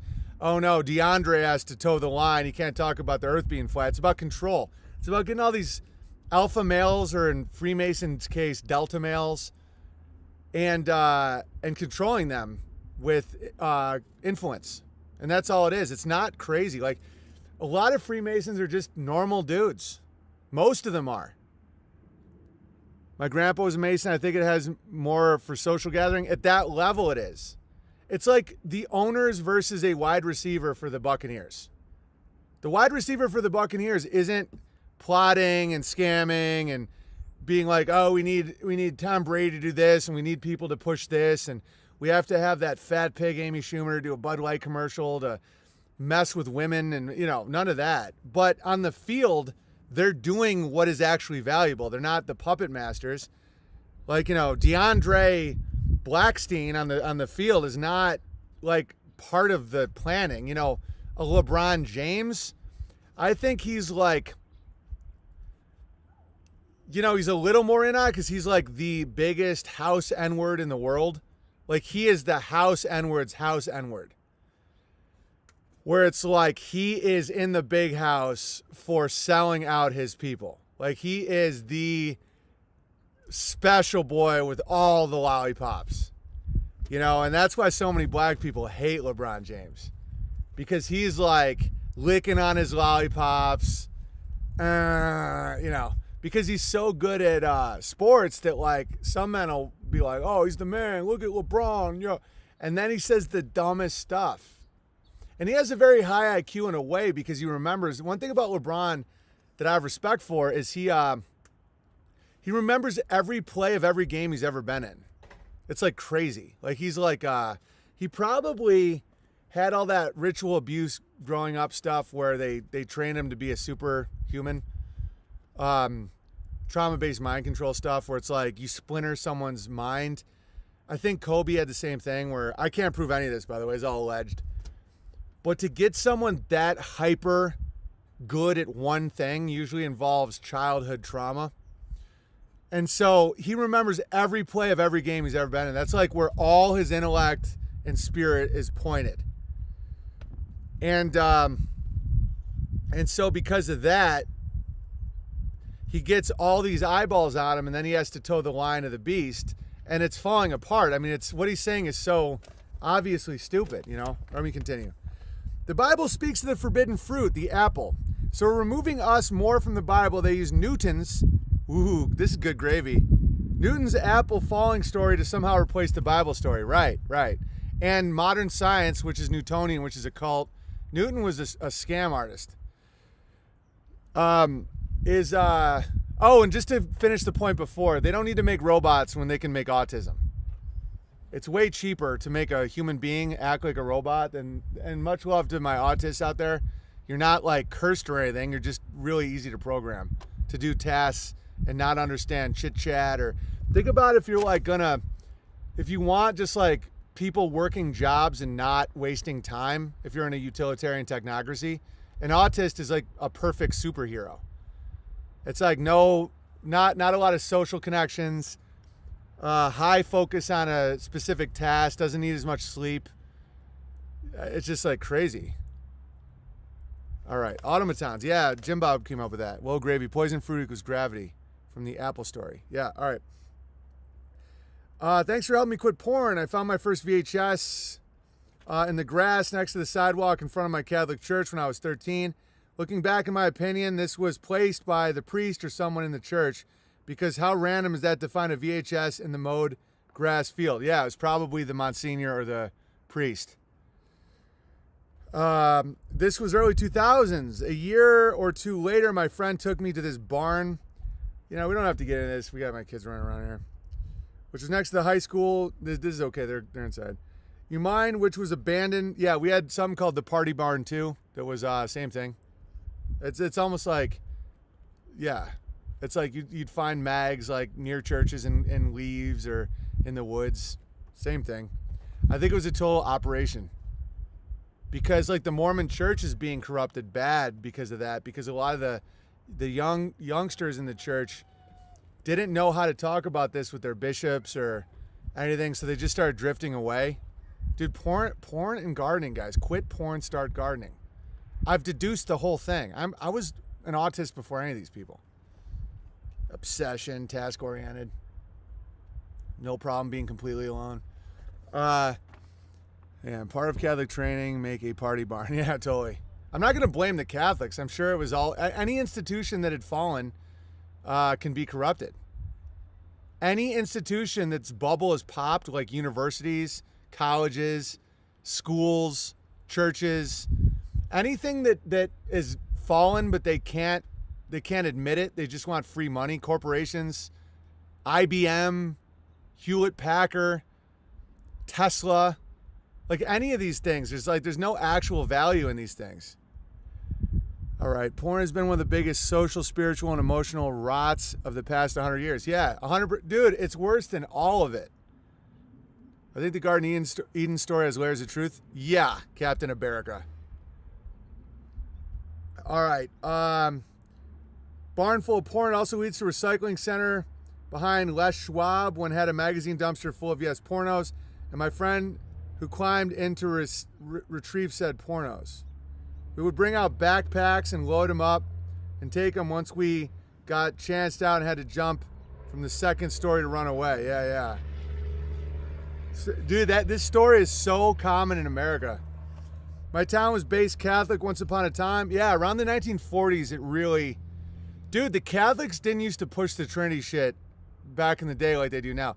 Jesus was who you should try to be like. It wasn't... You're not supposed to worship... I'm not going to get into it again, but like, read like old school sermons. They're not like they are now. It's not like, oh, Jesus with your perfect hair, let me kiss your feet and drink your blood. Cock. It's not, that wasn't what even Catholics were doing. You know, it was like, you're supposed to want to be like Jesus. You're supposed to be inspired by Jesus. You're not supposed to, you know, I mean, it's obvious why they're doing that, right? Just me? Pre-sprinkling gay porn, USB sticks in the field, right. They were fire and brimstone, exactly. Our God is an angry God. You ever read shit like that? It's like fire. It's like, dude, fire and brimstone. It wasn't just like, Jesus came so we can watch porn. Dude, not at all. It was about fire and brimstone. It was like, the Sermon on the Mount is like the tippy top of a spiritual pyramid that you can possibly attain if you go through all the levels of like ridding yourself of sin. It wasn't what it is now. It was like, you know, you face this. Now it's like, welcome to the forgiveness chapel. You can do anything you want. Look, he's dead. Drink his blood and you're good. Get out of here. Wear your mask. It's like, okay, well, you're fallen. and you can't get up. In my town, there was I kind of think worship is imitation. I don't know. I don't want to get into it again. I'm going to continue. I weave with you a couple pieces of copper and silver and seeds. Thank you. Thanks for the gravy laughs and pursuit of truth. P.S. My brother's dad asked me why I have a beard before I would have a stash or a goatee, etc. Instantly in my head, I said, because the Bible, but I didn't say it, but made me chuckle after the fact. God bless you, your family, and the Bears. Bay Ocean Bear. Yeah, it's the only proof you're a man. That's why it's so fascinating that Donald Trump has never had a beard or any facial hair. Because I think that's one of the biblical realities of a man having a beard, is because you think this is the first time there's a lot of transgender trickery? No, they've been trying to get, women in male positions forever. And so I think the beard was I don't know this is my opinion, but I think the beard was the only real way that people knew someone wasn't a woman. Like I think Donald Trump, guys, I'm not kidding. I'd give it a 25% chance he's a woman. Like to live 78 years and never have a beard or any facial hair, when you're like a playboy and like a rich, it's just like, no way. There's no pictures that exist of Donald Trump with any facial hair. So with all his like fucking and sucking he did his whole life as like a playboy, Trump, millionaire, playboy. You know what he was. I used to run track in high school. Oh, Connington Bear. So he never overslept and got his picture taken. He never was like stayed at some model's house for 2 days, just pounding and squirting like he brags about doing, and forgot to bring a razor, and nobody took his picture. So everywhere, anytime he had a one-nighter or something with one of these countless conquests, he always had a razor with him. Now, no 5 o'clock shadow, never once. He never went through a phase where he wanted to see what he'd look like if he was Hitler. We've all been through that phase. I'd say 50% that Donald Trump is a woman. He looks a lot like Rosie O'Donnell. I think that's one reason why they have such beef. What if Rosie was originally a man and he was originally a woman and they both secretly want to be each other? No facial hair. Guys, he's been famous since he was 20-something. That's why him and Rosie have such tension. Because Rosie's like, I should have been a man. And Donald's like, guys, I painted everything gold and everything's manicured and I'm a special boy. And it's like, you're like a lesbian gym teacher. Like Donald Trump is like a lesbian track coach. He's like, come on, girls. All right. Dude, look at his face. Dude, he could be Rosie O'Donnell. There's some thicker. Dude, there's a reason why you're supposed to have a beard. It shows you're a man. You can't fake a beard. Like all these women, guys, go look at ancient history. They were constantly trying to get women. There's a lot of evidence that Queen Victoria was a man. Victoria's Secret has many levels to it. The childless queen and all this stuff. And Oprah could be a man, and they did the same thing the other way. Like they dress up women to be men to subvert. It was constant, because anytime you can do what's not natural and not godly is encouraged by demons. Hitler just had to ruin that look. No, he didn't ruin any look. I call it the chaplain. I used to have a chaplain mustache on Twitter, and people would be like, hey, how dare you? And I'm like, oh, I like Charlie Chaplin. He's the greatest comedian ever to live. Oops. Does Oprah have children? No. And like Trump looks like he's never had a beard. I understand some people shave their face. I get it. I don't know. They cuck to their women's oral fixations. I understand. But it's like to never once have one. Guys, look at the presidents. Like if you go before 1913, almost every one of them had a beard. Except for who? King George Washington with his male wife. Have you ever looked at Martha Washington's face? It's a guy, and George Washington never had a beard, and he never had children. Huh. Oh, how dare you, Big Bear, you're making allegations. Yes, I am. George Washington. So you're telling me when he was storming, crossing the Delaware and out with the boys, he never had a beard? So it was like, oh no, guys, hold up, before we attack the British. No, zero chance. That's ridiculous. Even that tard from Texas, Cruz, grew a beard. Right. I mean, I believe that Steven Crowder grew a beard for a bit because of my accusations that he was a woman. And I'll be honest, it impressed me. I think Nick Fuentes grew a beard because of my accusations that he was a woman. So, again, I did have to retract. I used to think Nick Fuentes was literally a woman. Crowder, I was more joking about it, but I thought he was going to be transed out to be one of these bankers' wives after he completes his mission. But they grew that, like, now that they grew a beard, like the fact Nick Fuentes, I analyzed, I thought it might have been Velcro. But I think that he is a boy. Cruz probably grew one too. Yeah. If she was like 13 or 14, it was the uncle or stuff else. I don't trust all beard. I'm not trusting everybody with a beard. Oh, I see what you're saying, that they might be fake beards. I can spot a fake beard. I think Fuentes has a 50-50 that it was a fake beard, but I've seen fake beards and it looked a lot more real than. I don't think he has a full like hair and makeup team in that little dungeon of his. All right. Face warmer. Yeah. I mean, especially if you live in a northern climate. I mean, if you live in a northern climate and you're a man without a beard, you're gay. No offense, Van Allen Bear. I know your woman appreciates you shaved. I know Van Allen Bear's a man. He has a gun. He's a good guy. You can tell, very masculine.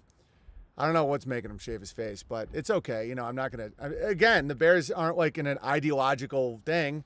It's like you don't need a beard to be a bear. But I have questions. Obviously, like if I had just saw Van Allen Bear's face and I didn't know his backstory and how good of a guy he was and everything, man, shots at poor Van Allen. But no, he's laughing. He's always laughing at this stuff.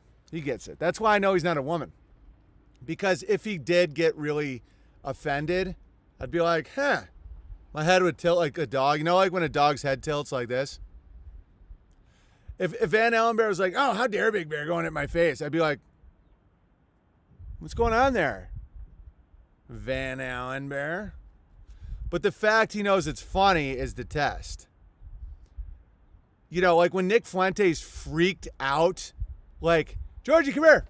George, you want a carrot? Come here. You want some food? Come here.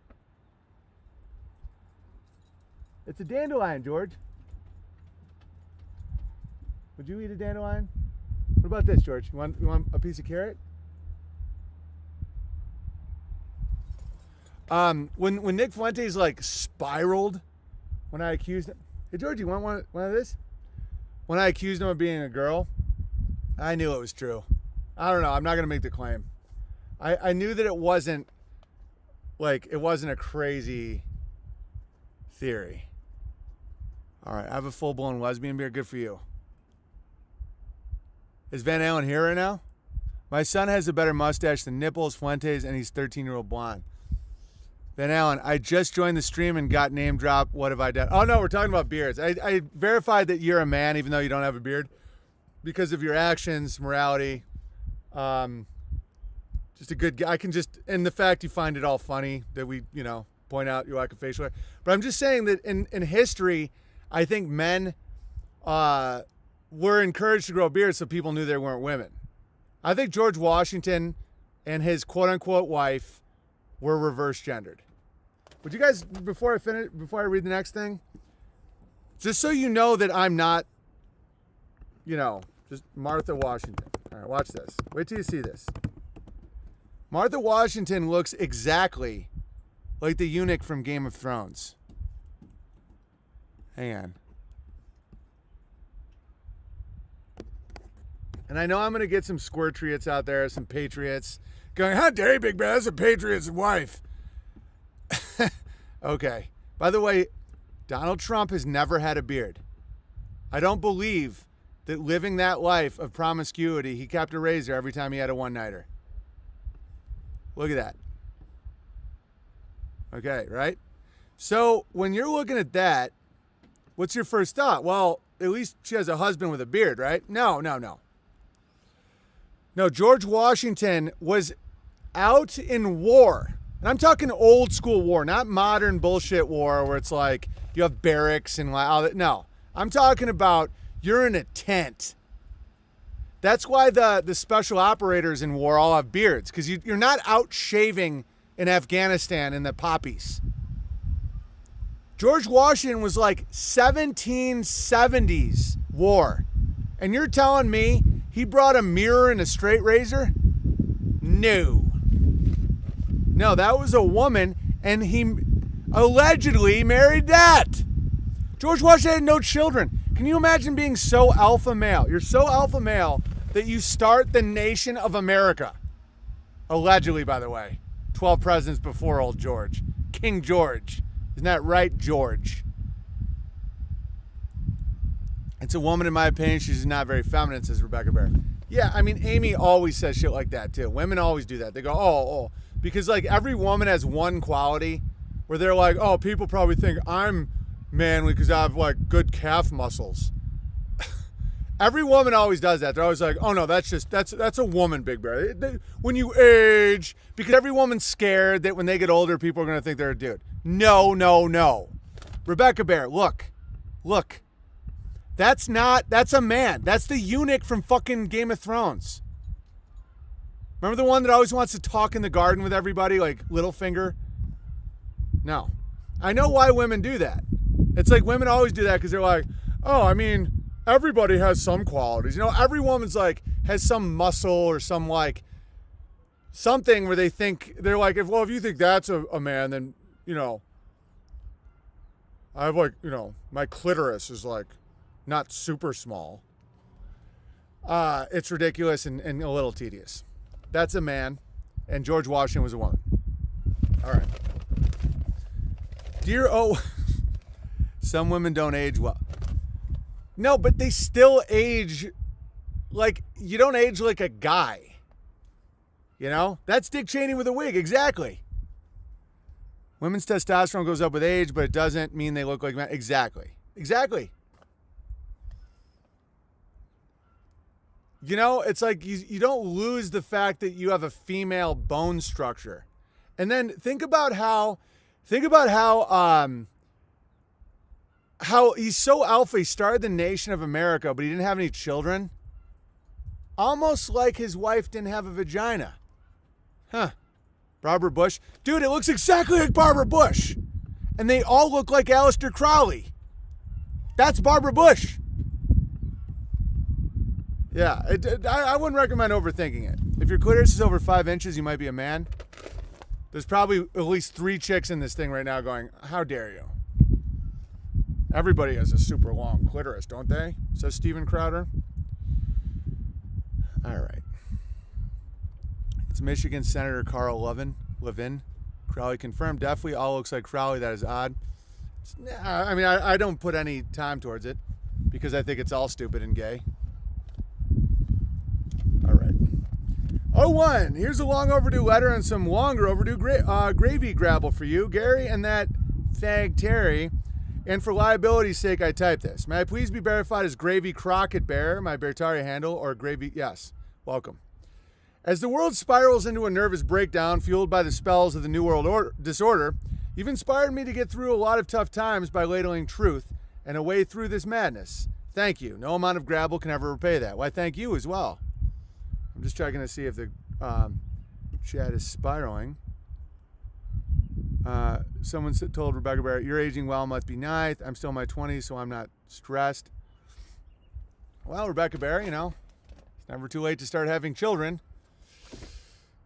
Guess you're still out gallivanting. Anyway. As we're bombarded with an inverted world, I believe this life is a dress rehearsal for the good life that lies ahead. I like that. I too have started my own garden full of potatoes, lettuce, onions, tomatoes, peppers, spices, and squash. Excellent. Trump does look like Crowley. It's that? Yeah, it's all the same guy. Or girl, however you want to say it. This summer, I plan on expanding my efforts. It is a true joy watching a seed grow into something miraculous. Yeah, it's the greatest engineering feat in all time. Clitoris Bear is going to join soon. Oh, Jesus, said Burn Bear. Rebecca's Law on gallivanting. Yeah, no more gallivanting for you, Rebecca Bear. Time to lock it down. Out working for grabblers. All right, what am I doing? I've also constructed all my own planter boxes, fences, and amended my soil with zoo doo, free dung from the LA Zoo. Oh, that's amazing. More people should capitalize on that. The bodybuilding women pump steroids have clits that are one Rogan maybe. So come on, be realistic. I don't even want to know about that. That's freaky. I think I shouldn't have started the clit thing. I mean, it's just really funny though. The way I did it was funny. Now that it's becoming a thing, I think we should figure out something to discuss. All right. Originally from Missouri, I headed west more than 30 years ago to an indoctrination camp here in Los Angeles. Looking back at my intentions, I believe I was escaping my crazy family and the stress of being around them. Nice. I eventually started my own family in Southern California, only to see that come undone a few years ago. I wish I had heard you back then. Maybe you could have helped. I've worked in the entertainment biz for 30 years and I'm completely over it. The work sucks. Most of the people suck and the purpose pretty much sucks. Exactly. The people suck, the work sucks, and you're not even making anything you're proud of. It's terrible. My autism is just running and pulling with it. Nice, Ursa. I know, I have that same thing. I run with themes. All right. I keep waiting to get kicked out of hell, but maybe I'm not trying hard enough. That's hilarious. Anyway, enough of my backstory. Here's a question you may have some insight on. I know quite a few grabber couples who have stayed together for the long haul, outlasting many Christian marriages. Your thoughts? Yeah, it's because of money. They're so obsessed with money that divorce is really expensive. And they have high in-group preference, and in a lot of grabblers' defense, really solid extended families. Granted, it's typically based on lies and deceit and money and scams, but when you have a bunch of brothers and sisters and grandparents and uncles and IRAs and all, it's a lot more shameful to be divorced, and it also costs everybody a lot of money. And since a lot of them don't have love-based marriages to begin with, it's like I think Ben Shapiro married his wife just so he could say she's a doctor. I'm dead serious. I mean, from a distance, could it be that it doesn't seem very... And don't get me wrong, it seems like a successful marriage. She married a propagandist and an employee of the pharmaceutical company named Ben Shapiro, and he got to marry someone he could say is a doctor who's relatively attractive. My boss is like that. He hates his wife, speaks horribly of her, but won't divorce because of money. Yeah, exactly. And that's why most of them are having affairs, cheating, squirting, fucking. They have no morality at all. Like, that's why they think, like, the more Christian, Muslim-based view of, like, not disrespecting your wife or not having a crippling porn addiction is seen as, like, deplorable. Because it reveals how disgusting they are. Yeah, blackmail is their glue. Like, let's say, like, Ira is married to, like, Beatrice. I don't even know what their names are. What's a female grabber name? I don't know. It's like, if you divorce me, I'll show everybody the pictures of you eating a baby. And then the other one's like, if you divorce me, I'll tell everybody about your little mushroom dick. And that's their love. Most want to marry other, so straight away they're willing to make other concessions. Francine, that's Irene, yeah. Don't get me wrong, though. As far as in-group preference, they're right. Black male, white female has a 95% divorce rate. Like, dude, it's all about in-group preference. It's like if Rebecca Bear gets a nice Romanian, it's going to be better than if she marries like a black or like even just like a Hispanic. Fact, dude, the people running the media know all that. The people that run all this stuff that make you feel bad for having in-group preference, they all do in-group preference. So take it with a grain of salt. If you share customs, traditions, family lines, A, you'll fight less, and B, you're less likely to get divorced. How dare you? I'm not a fan of Romanian guys. They're pervy. Oh, that's true. Yeah, modern Romanian guys are all into porn and stuff. Like every one of them's like, hello, I'm from Romania. I make porno. I have a warehouse filled with girls doing live chat. And that guy's like the head of a church or something. Yeah, they're super pervy. I don't know what to tell you. Maybe look at the Hungarians. I'm going to tell my girlfriend later, Filipino boy, white girl is 100% marriage. Filipino girl, white male is good, is very good. Jim Bob really lucked out with having girls, because if you go Asian and white, if you have a boy, they usually become like angry. Tim Pool, no offense, Steve Byrne, but you know, it's like the Hapa males usually are like really pissed off all the time. The females, you know, if you get down to a quarter Asian, you can have a good male, like Keanu Reeves. But half Asian, half white is brutal for males. I like Euro, Slavic, American. Good for you, Rebecca Bear. As long as you stay away from blacks. And we're good. All right. My wife is my Viking princess. Married 25 years, dude. 4 blonde kids. There you go. 10 bears. I love it. Tim Pool should have named his podcast What's Happening. It's Coddington, you fool. Filipino girl, white guy, were my parents. Yeah, because Filipino isn't like the Asian I'm talking about. Filipino, like my children are like a quarter indigenous-y, which is how I kind of look at Filipinos. They're not like, ho ho, my name Ming. Oh, how dare you? You know, like that type. Like if you go like Chinese and white, the girls are very pretty and down to earth, and the men are like, hey, what do you want, Dad? Because they're just so pissed they're not accepted by either. Because the Asian males have in-group preference. They don't like half white because they're scared that they're going to have more of a penis or something. And then the whites look at you like, me Chinese, me play joke, me go pee-pee in your Coke. And it's like, no, I'm white. It's like, no. Yeah, you're real white. You know, and Tim Pool's like, you know, it's brutal. Yeah, Filipinos, yeah, it's kind of like my wife. Like, she's part Spanish. Like, her indigenous is mixed with Spanish.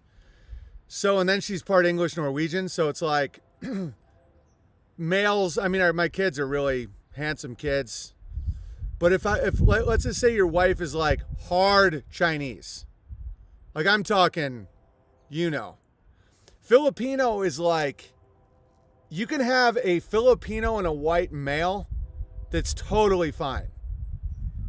Like Chinese and British, you better hope for girls, guys, because those dudes are going to be really pissed off. Look at Tim Pool.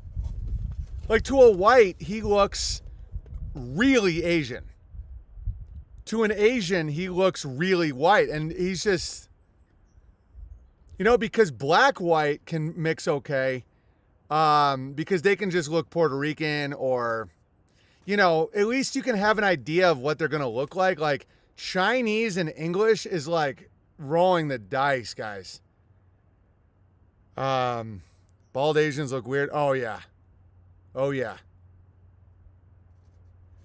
All right, anyway. Will the Buick Boomers seek the harlots of Babylon to whip some skull on them? Hilarious. I've begun a quest to escape the tyranny of Southern California and point my wagons east, back to my homeland of Missouri, God willing. Most of my crazy family is now too old to be taken seriously. I think I can finally handle them. My discernment skills are much sharper thanks to you. I know there are quite a few bears in Missouri too. Yeah, Missouri's great. I love Missouri. Oh, black and Chinese is brutal. Guys, brutal. I'm not saying black and Asian. You know, Filipinos they can mix well with just about everybody. But if you're going like Chinese and Nigerian, oof, you're going to end up, I mean, don't get me wrong, for every Tyson Beckford, who is like this big male supermodel, or like Tiger Woods is a decent looking guy, you're going to get a lot of fucking freaky looking people. Hey, do what you want though. It's your call, you know, it's all good. I'm not the most handsome guy in the world. I'm not trying to, I'm just saying you're not going to look like any group, so you're never going to, Oh, fitting in's overrated. Okay, tell that when the world collapses. So you're not going to want a tribe of people that have in-group preference? You sure? The Armenians spot each other because of the body hair. If you're like a twink Armenian, you're fucked. Ask Harry Bear. His name is Harry Bear. Bedrosian. My buddy Papazian. Vahe Papazian was my Armenian friend in LA. If you don't have like crazy body hair, you're not going to get a piece of bread at dinner. They're going to be like, oh, like if Tony Hinchcliffe was Armenian, he'd be fucked. Yeah, werewolf power. Yeah, Tarpinian knows. It's a way to see that you're part of a group. It's like, imagine being Chinese and you're not like looking super Chinese. They're like, oh, and the more the culture already has in-group preference, the more, like Romanians, if you're a male Romanian and you're not making pornos in a warehouse, like they're not going to give you a piece of bread. All right. This pandemic, I think, surpasses the incident due to the global involvement and off-the-charts scheming of the collective powers that shouldn't be. At least the grabblers are easy to spot. Bigger the beak, bigger the sneak. Or the bigger the hook, bigger the crook. Exactly. That's why when they have nose surgery, it's really deceptive. I call those facial protrusions Satan's antenna. That's a good one. Maybe those snouts are actually communicating devices with the devil because fake, you know who, make fake, yeah. It goes without the nose. Speaking of communication, I'm guessing I'm not trying to be judgy about noses or hair or mixed races. White and black can make Puerto Ricans. And everybody knows, you have an idea in your head what a Puerto Rican looks like. Chinese and Nigerian, you better just get back on the boat and go home. Where is your home if you're Chinese, Nigerian? You don't have one. Unless you can get like 5,000 other Nigerian Chinese people and like start a nation, which is what I recommend. Yeah, Namwe could be anything from like Syrian to Puerto Rican to Italian, Greek. Like that's a look that can fit in anywhere. But, you know, if you're a Nigerian Chinaman, you look like a fucking freak to most people. That's why they do porn. Why do you think Spielberg's daughter does porn? Granted, she probably was raped her whole childhood by her freaky dad, allegedly.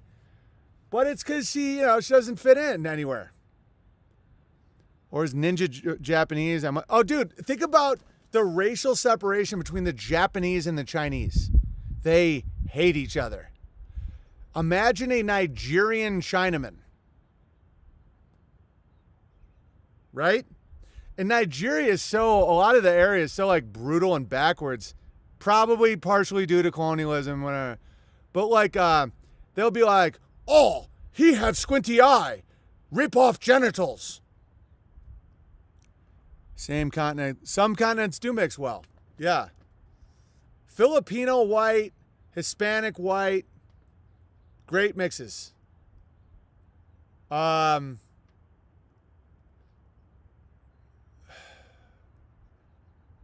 Black and white can mix good, depending, you know. But there's some that, listen, you're not helping anybody by pretending that it's like a fine mix. It's like, oh, I'm just like everyone else. It's like, eh. Irish and white's a decent mix. I think they look like retards, though. If you mix white and Irish, you end up with like a monkey freak-looking guy. All right, no offense, Mountain Bear. White male, black female. Yeah, I mean, that's... The real issue is when you go hyper foreign. You know, like Filipino has some ties to Europe. Irish aren't white. No, Rebecca Bear. No. Not even a little. They're much closer to monkey. Irish are white, says Scouse Bear with autism. All right. Thanks again. Okay. Here's a couple observations. Evolution. If our existence is totally random, we don't require 5 senses. For instance, we don't need to see color or taste flavors to survive.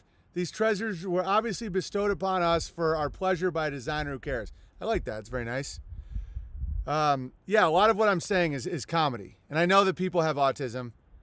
And that's by design to make people better automatons because it costs too much money to make robots. But no, I mean, just take what I'm saying and realize that it's funny. Yeah, no, guys, I'm like half Irish. Do I consider myself white? Yeah, very enthusiastically. But are they totally white? No, they look like monkeys. And they're tricky little fuckers. And Darwin was right to enslave them. All right, Antarctica. Maybe the term Arctic ice circle actually refers to the ice wall perimeter. Ooh, I like that one. Chemtrails. As we watch planes skid mark the skies, not here. Oh, I'm sorry. Do I make awesome fucking decisions? Sorry, I couldn't finish that thought because you guys were being funny. Transgenders is really funny. When an Irishman tries to be white, they're transgenders. Gingers. That's really funny. For those of you with autism, what it means is, if you don't get it, you don't get it. Subscription services. Everything is becoming subscription-based. You'll own nothing and like it. World Economic Forum. TV, movies, radio, car care, shaving razors, etc. Ooh, shaving razors. Back in the day, you owned everything. You already don't own your house, land, car. You know, if you register your car, it's owned by the state. Every title is granted by the state. It's just wordplay bullshit when people say, you know, if you have to pay property tax, which you do, you already have a subscription to your land. Is there ways around it? Yeah. Do I put any thought towards it? No. You know, it's like there's only so many hours in the day and it just isn't my fight. I have many fights. That one isn't the fight. All right. Spay and neutering pets. What are your thoughts on neutering dogs? If they keep jumping fences, yes. Where are you, George? Oh, how dare you? Dude, it's better for everyone. But if not, I mean, definitely don't cut the balls. Unless your dog like right now my dog's trying, yeah. Unless your dog is like constantly trying to escape and fuck. George would fuck an elk. And he still wants to fuck everything. He doesn't even have balls. He's like a Romanian. Isn't that right, Rebecca Bear? Oh, here's some super chat. Let me just finish it. All right, Gravy Crockett. Gravy Crockett Bear. Thank you, Gravy Crockett Bear. That was a wonderful letter. I appreciate you tremendously. Thanks for all the amazing streams and staying based, BB. Is it possible to get a Vince Vaughn truther bit? Also love some piano. I'm currently landing the plane, but I will in the future. Hi, BB. Just a tip for the Piano Man and Dirty Dirt Buckets and his hilarious puns. Hi to Scythian Bear, Johnny Rotten, and Hairdo Bear. Anyone in the Northeast, another meetup in the works. Join the Beartaria app. It's awesome. Thank you. Hey, BB, Rogan and Tucker making anti-vax moves proves your prediction that they'll flip the script and vax batting 911%. That's what I told my friend that asked me what I thought, my final thought on that, and then I'm going to go in, even though I do have a little more mail. I can do that tomorrow. I'm going to do this one. It feels like there might be a coin in it. Oh, how dare you. You're getting my 8th G. Is they are flipping the vax script in a way. The issue, the confusing part with the Rogan one is he didn't do it in a scary way. The thing that bothers the beast is when you don't scare and divide. Scare and divide. Scare and divide. Create false reality. Scare and divide. So I think the Rogan thing is motivated by him not being funny anymore. Man, my house is like a drug. It's like a stash spot. I got people coming all day getting milk. Amy's such a legend. It's like, it's so funny. I'm all about farm stands. It's like I keep getting these cars and I'm like, oh shit, George's here. And then people are like, here's some milk, here's some money. See you later. And I'm like, man, it's like people are coming in and out all day getting my crack rock. So, yeah, that's what I think about that. I think Joe hates that he can't be funny anymore. He hates it. There it is. It's a piece of silver. I really like what's on this. So, one of my favorite parts of silver is is the story that's imprinted on all of them. Like, yeah. Look at this. Look, there's a whole communication network with coins where you imprint something on the coin and it transmits the information, and people keep it because there's value in it. It's fascinating. Look at this one. It says, see that? Silver Shield, friends, skills, wealth. The real Trinity. You see that? Not the real Trinity. There's a million Trinities. That's the scam of the Trinity is there's no monopoly on Trinities. Friends, skills, wealth. And then you have growing something, shaking hands, and a skill. You see that? Isn't that beautiful? Now, E. Michael Jones would say, that's not the Trinity. Only my beardless face can tell you what the Trinity is. That's the Trinity? There's a million Trinities. Mind, body, soul. It's constant. Past, present, future. That's you can't have a monopoly on the Trinity. You can't say the Trinity. The only monopoly in existence is the God. There's one creation source. Other than that, you can't monopolize a concept like the Trinity. It's like saying the child. Which one? There's only one Holy Trinity. I don't believe that to be true at all, WSB. And I know you can't defend it because no one can. It's stupid. Go ahead and watch the Catholic scholars drone on for about 45 minutes to an hour about all the Trinities in nature and how that proves their Catholic Trinity. No, it's quite the opposite. The Catholic Trinity is priest, boy, confession booth. All right. Aloha, brother. Sloth Bear reporting back. You as well. Probably going to start seeing ads for Trinity. I got a couple theories to share. We all know they love to invert, subvert, and pervert nature. Isn't that right? Maiden, mother, crone. Exactly. Child, adult, old man. Child, man, elder. Trinity logic is holy. Yeah, holy is in Holey, there, big boy. Does Amy post on FB Marketplace to sell milk? No. It's only people we know really well. We don't, I have security concerns constantly, obviously. So we're not real big in like letting people know where we live. People find out, people try to spook and scare, but, living next to a Navy SEAL who loves me, and then sharing my backyard with the head of a tactical division, and then having giant animals and me being a legend myself, I feel pretty safe about it. Rod, real line. There you go. I've made a lot of good decisions in my life. All right. So in regards to the 666 spell, it has to do with the Fibonacci sequence found everywhere in nature. I tend to agree. Cat, dog, mouse. I don't know about that one, make 'em tap air. When I look at the sequence, it looks like a bunch of never-ending sixes. The 666 inverted is 999, which I think has some role in the mind control of retail spending. Wow, this is a great letter already. Wow. Thesis, antithesis, synthesis. Bing, exactly. But that's not it, though. Land, air, sea. There it is. You'll see it everywhere. You'll see it everywhere. The Trinities are everywhere.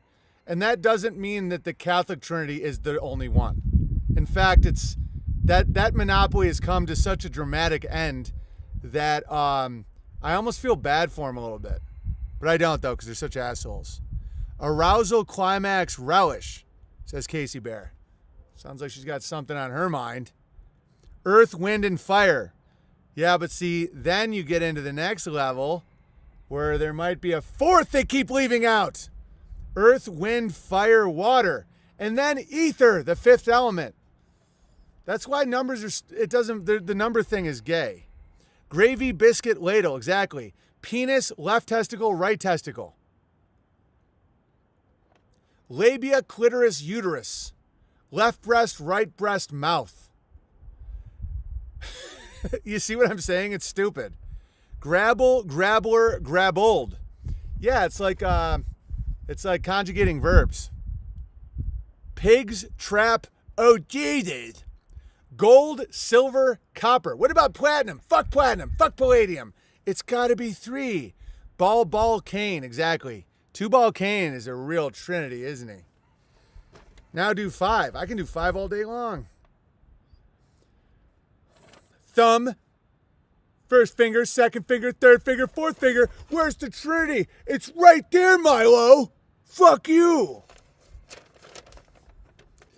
Neutron, proton, electron. It's neuron, but thank you, Mountain Hobbit Bear. A neutron, a neutrino is what they claim. It's all bullshit, by the way. 100% fake, in my opinion. A neutrino is a chargeless particle that flies through all matter and can't be calculated. How do you know it exists? Because if it didn't, the physicists would be wrong. All right, shall we continue? So yeah, $49.99 is instead of $50. That's why I'll never buy anything that ends in 99. Just to let you guys know, because I know. Oh yeah, Hitler, Roosevelt, Stalin. What about Churchill though? That's 4. Oh no, it's only 3. It's got to be 3. Father, Son, Holy Ghost. I'm the special boy God loves the most. Father, Son, Holy Ghost. I'm the special boy God loves the most.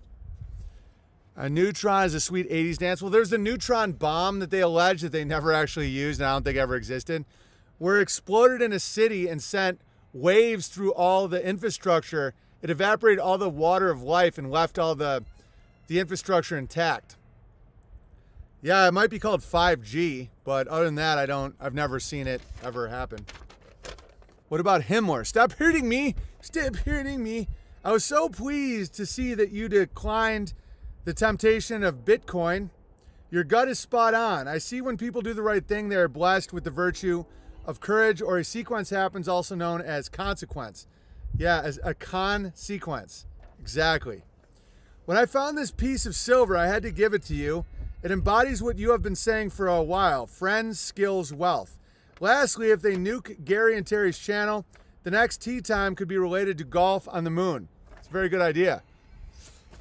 We already have some backups though. Grabbler League names. Kansas City Bike. Grabbler League names. The Kansas City Bike Thieves. The Washington Foreskins.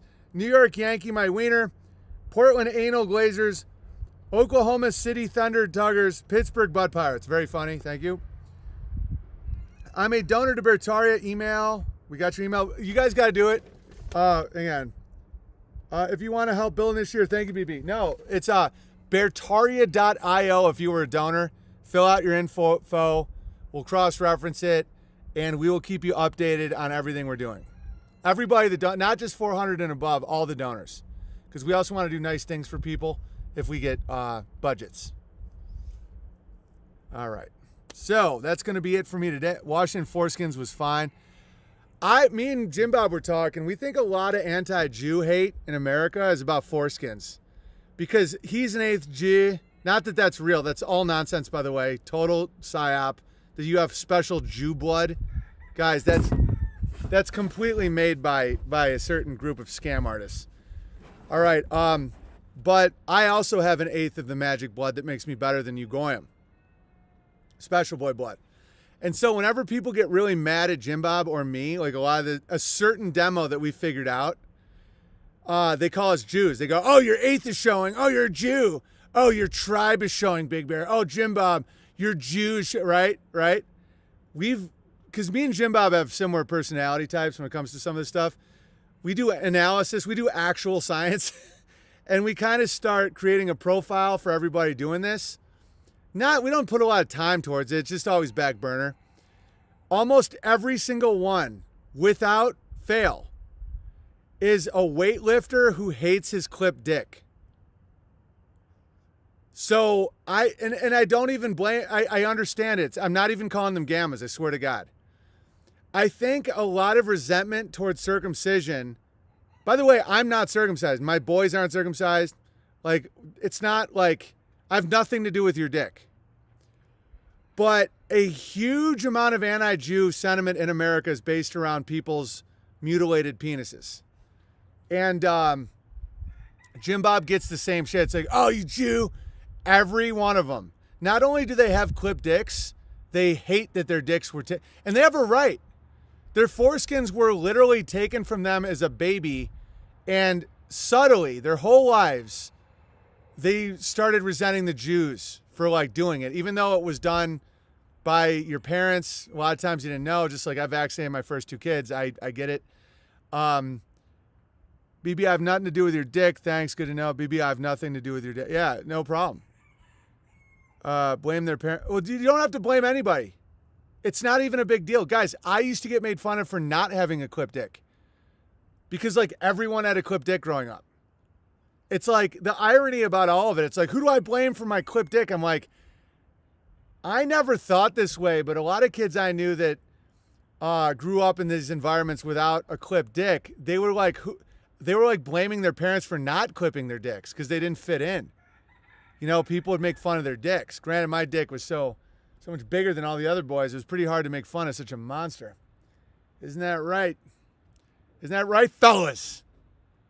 I don't hold any resentment. I'm just kidding. I'm not even kidding, though. It's like, that was my saving grace. Because if not, I would have been massacred. Because when you're showering with the boys in sports, and you're the only one with a clipped dick or with an unclipped dick, these are things people need to talk about, by the way. Oh, how dare you discuss porn? Religions are falling because people don't know how to discuss the problem that is porn. Now let's talk about the genital mutilation that's happened in America for the last 100 years.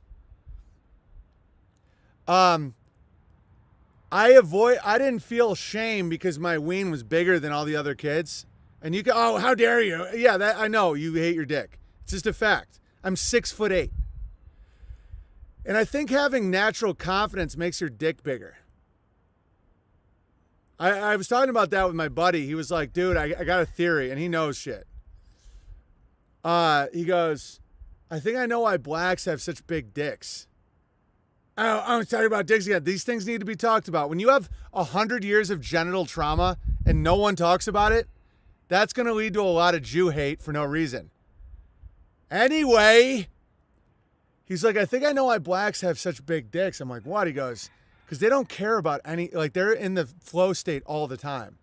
When you're in a flow state, when you're like scared and worried and counting your nickels and all, what a lot of whites do, your dick literally gets smaller. Like your limp dick. Like I'm not talking about boners, right? Like just everything about your dick gets smaller. That's why women have a phrase, big dick confidence, but it's chicken or the egg. They think that if a guy has a big dick, they act more confident, when in fact, I think your confidence makes your dick bigger. Like blacks at any time will be like, there's a bike, steal the bike. There's a girl, fuck the girl. Punch that guy, steal the bike. Like they don't worry about anything. And because of that, dude, there's legit reality to this. Whenever I've been real stressed out or worried or like in my head, real mental, real Caucasian, I notice my dick gets smaller. And it's like, dude, it's a fact. And so blacks don't have bigger dicks. That's a juice out. No, they do though. I'm letting you know. No, it's a juice out. No. There's a lot of blacks with insane dicks. You might not have played sports. I know what you're saying. Yeah, just the average black that you pull out of a fucking Nigerian warehouse. No, there's no difference. But I'm talking about the American black, where they're like, there's a bike, steal the bike, ride the bike, punch that guy, fuck that girl, have a baby, run away, go to jail, punch a guy, stab a guy. Like they're in a state of flow all the time. They like low impulse control literally gives you a bigger dick. Blacks do have hang downs. Yeah, 100%. I don't know about their boners. I've never seen a black guy's boner, but I'll tell you, I've seen some black hang downs playing sports, and there's a reason we call it a dude Alabama Black Snake. Anyway, it's like that the carefree. I was voted class carefree in high school. I've always had a flow state about me. It's why I can riff. It's why I can play piano. A lot of stuff that women find attractive. That's why a lot of white girls find blacks attractive. It's not their credit or their like lot in life. A lot of them are doing horribly. It's their flow state. They can dance. Because they don't think about the future at all. I have some of that in me. I got some black in me like that, where they're like, grind, dance, play the guitar, play this, just say what you think. You know what I'm saying? It's like, steal the bike, fuck the girl, who cares? Smoke the crack, be homeless, don't be homeless, steal a house. It's like they're just in the moment. And I have a more Caucasian version of that. I've acquired wealth and stability and all that. But like, I'm like, get on stage, tell the joke, play the song, get the laugh. She's hot. Great. It's like, your dick responds to that. Your dick's like, oh, because your dick's like, oh, okay, here we go. And if you're always like, the UN's coming, vaccines, or like 401k, I'm going to lose my job, blah, blah, your dick is like, I'm out of here. And women can sense that. It's like, oh, well, someone's got to worry about it. It's like, there's a logos to how blacks operate. If they weren't such criminals, they would appear to be really trusting in God. Like their lack of impulse control is how I would describe it because of their high crime rates. But think about how they're like, shit, whatever happens. It's so true. I never thought about it. Dude, 100%. Dicks are 100% hope. Dude, a hopeless dick gets small. A hopeful, like blacks, say what you will about them. 13% commits 50% of the murders. I know all the stats. I've had my bike stolen. But when you're around the blacks, they're the best audience members I've ever experienced as a comedian because they don't hesitate to laugh as hard as possible. Like if you get I used to love going to this all black room in LA on Pico called the Comedy Union.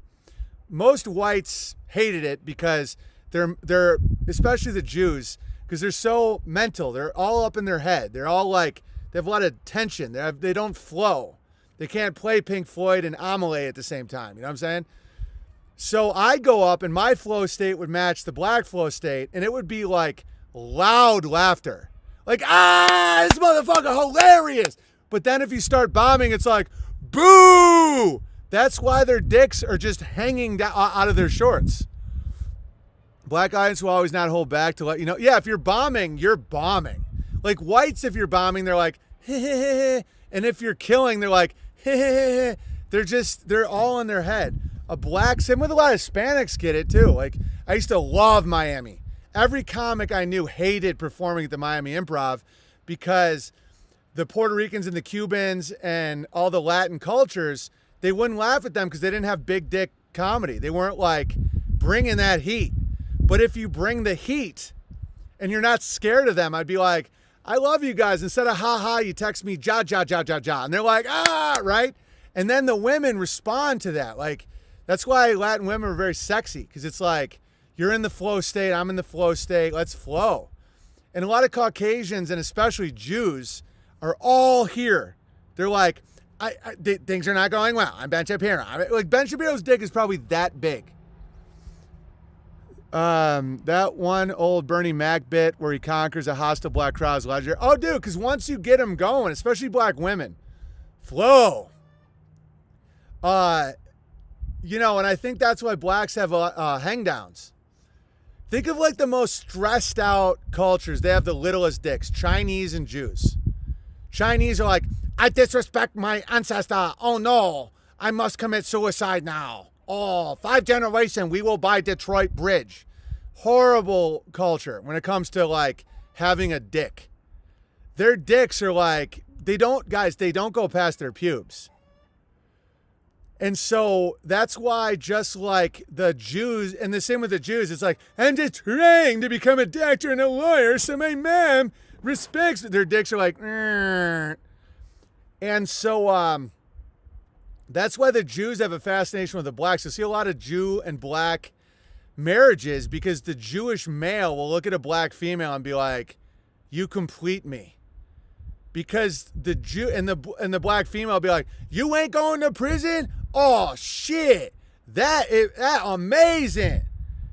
And so I find that amazing. And then when you have the half black, half Jew, like Jesse Smollett, Lenny Kravitz, all these, the product of this neuroses meets zero care in the world, you can end up with either like a real flow state guy or like the most neurotic criminal. Like Jesse Smollett is like, he's a neurotic, self-obsessed criminal. It's a terrible combination, where it's like, he's always like, gotta get the part. How am I going to get the part? I'm going to fake a hanging. Remember when Jesse Smollett did that? He's a Jew black. So think about that. Yeah, Drake. It's like, think about that combination. It's like, have to have the best fade, have to, it's just horrifying. They'll commit crimes with pathological neuroses. So that's why I think your dick is less genetic and more about how in the flow state you are. Like if you're feeling really confident and good and like not thinking about what's coming down the path, you're trusting in God, all that, like your wiener will be like, yeah, I'm feeling flowy too. Because I think it's from your heart. I know this sounds comedic. I know it's funny. A lot of people are laughing, but it's like your heart is beating blood and your dick is all blood. Like I wouldn't be surprised to find out that everybody has the same size dick. It's like the same amount of skin and like veins or like capillaries. And how much blood is in your dick is basically like whether or not you have a big dick or a little dick. And I think all of it has to do with blood flow that happens from confidence, from lack of being in your head. That's why people get real horny when they drink, because their mind goes from here down. The problem with drinking is it goes into your gut and your anus. Same weight of dick. Yeah, I think it's all blood flow. I think Cat Williams had a good bit where he was like, why do people hear gunshots and walk towards them trying to help and see what's up and virtue signaling retards? And the brothers hear gunshots and is halfway down the block in the other direction. Yeah, that's all city whites and city blacks though. Like I hear massive gunshots a ton and I'm like, oh, I wonder what my neighbor's up to. Rural whites are a lot more flow state than city whites. That's why rural whites don't have this neuroses, no dick, my wife cucks me shit. Because you're like, if you've ever like hunted or fished or done work with your hands, like you're in a flow state. So your wife isn't trying to fuck literally any guy she gets in contact with. All right, any final super chats, Cod? That's going to do it for me today. Flow state, don't hesitate, right? And your dick is always ready to go because when you're in the flow state, at any time, sex can break out. And so that's why your dick is just always, and I've always been a flow state guy. I was voted class carefree. That's why during the year that I was really freaked out by the Jews, my dick got smaller.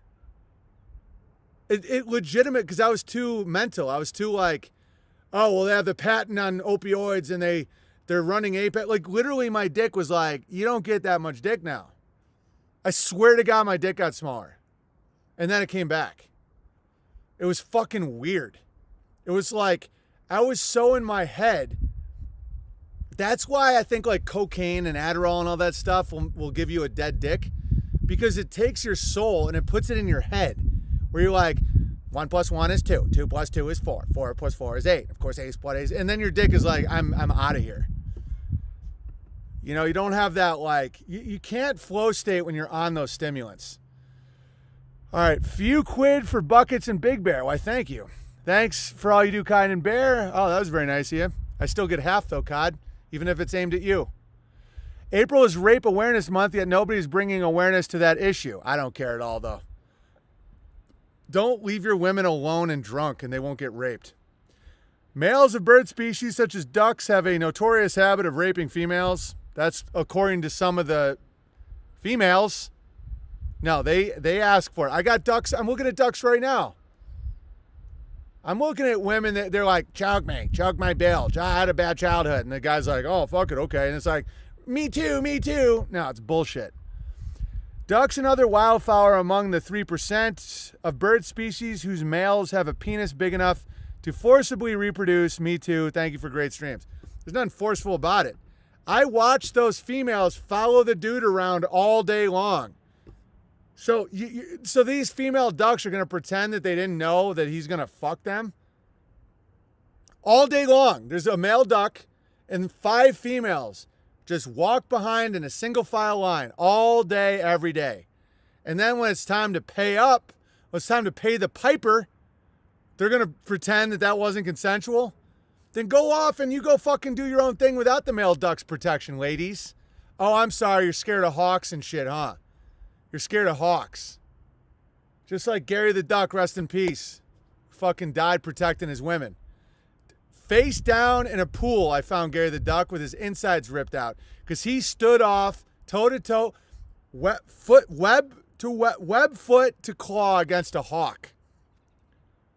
We just signed on a herd share and picked 3 gallons of raw milk. Nice, Ruby Bear. BB is on to you, Doug. Fact.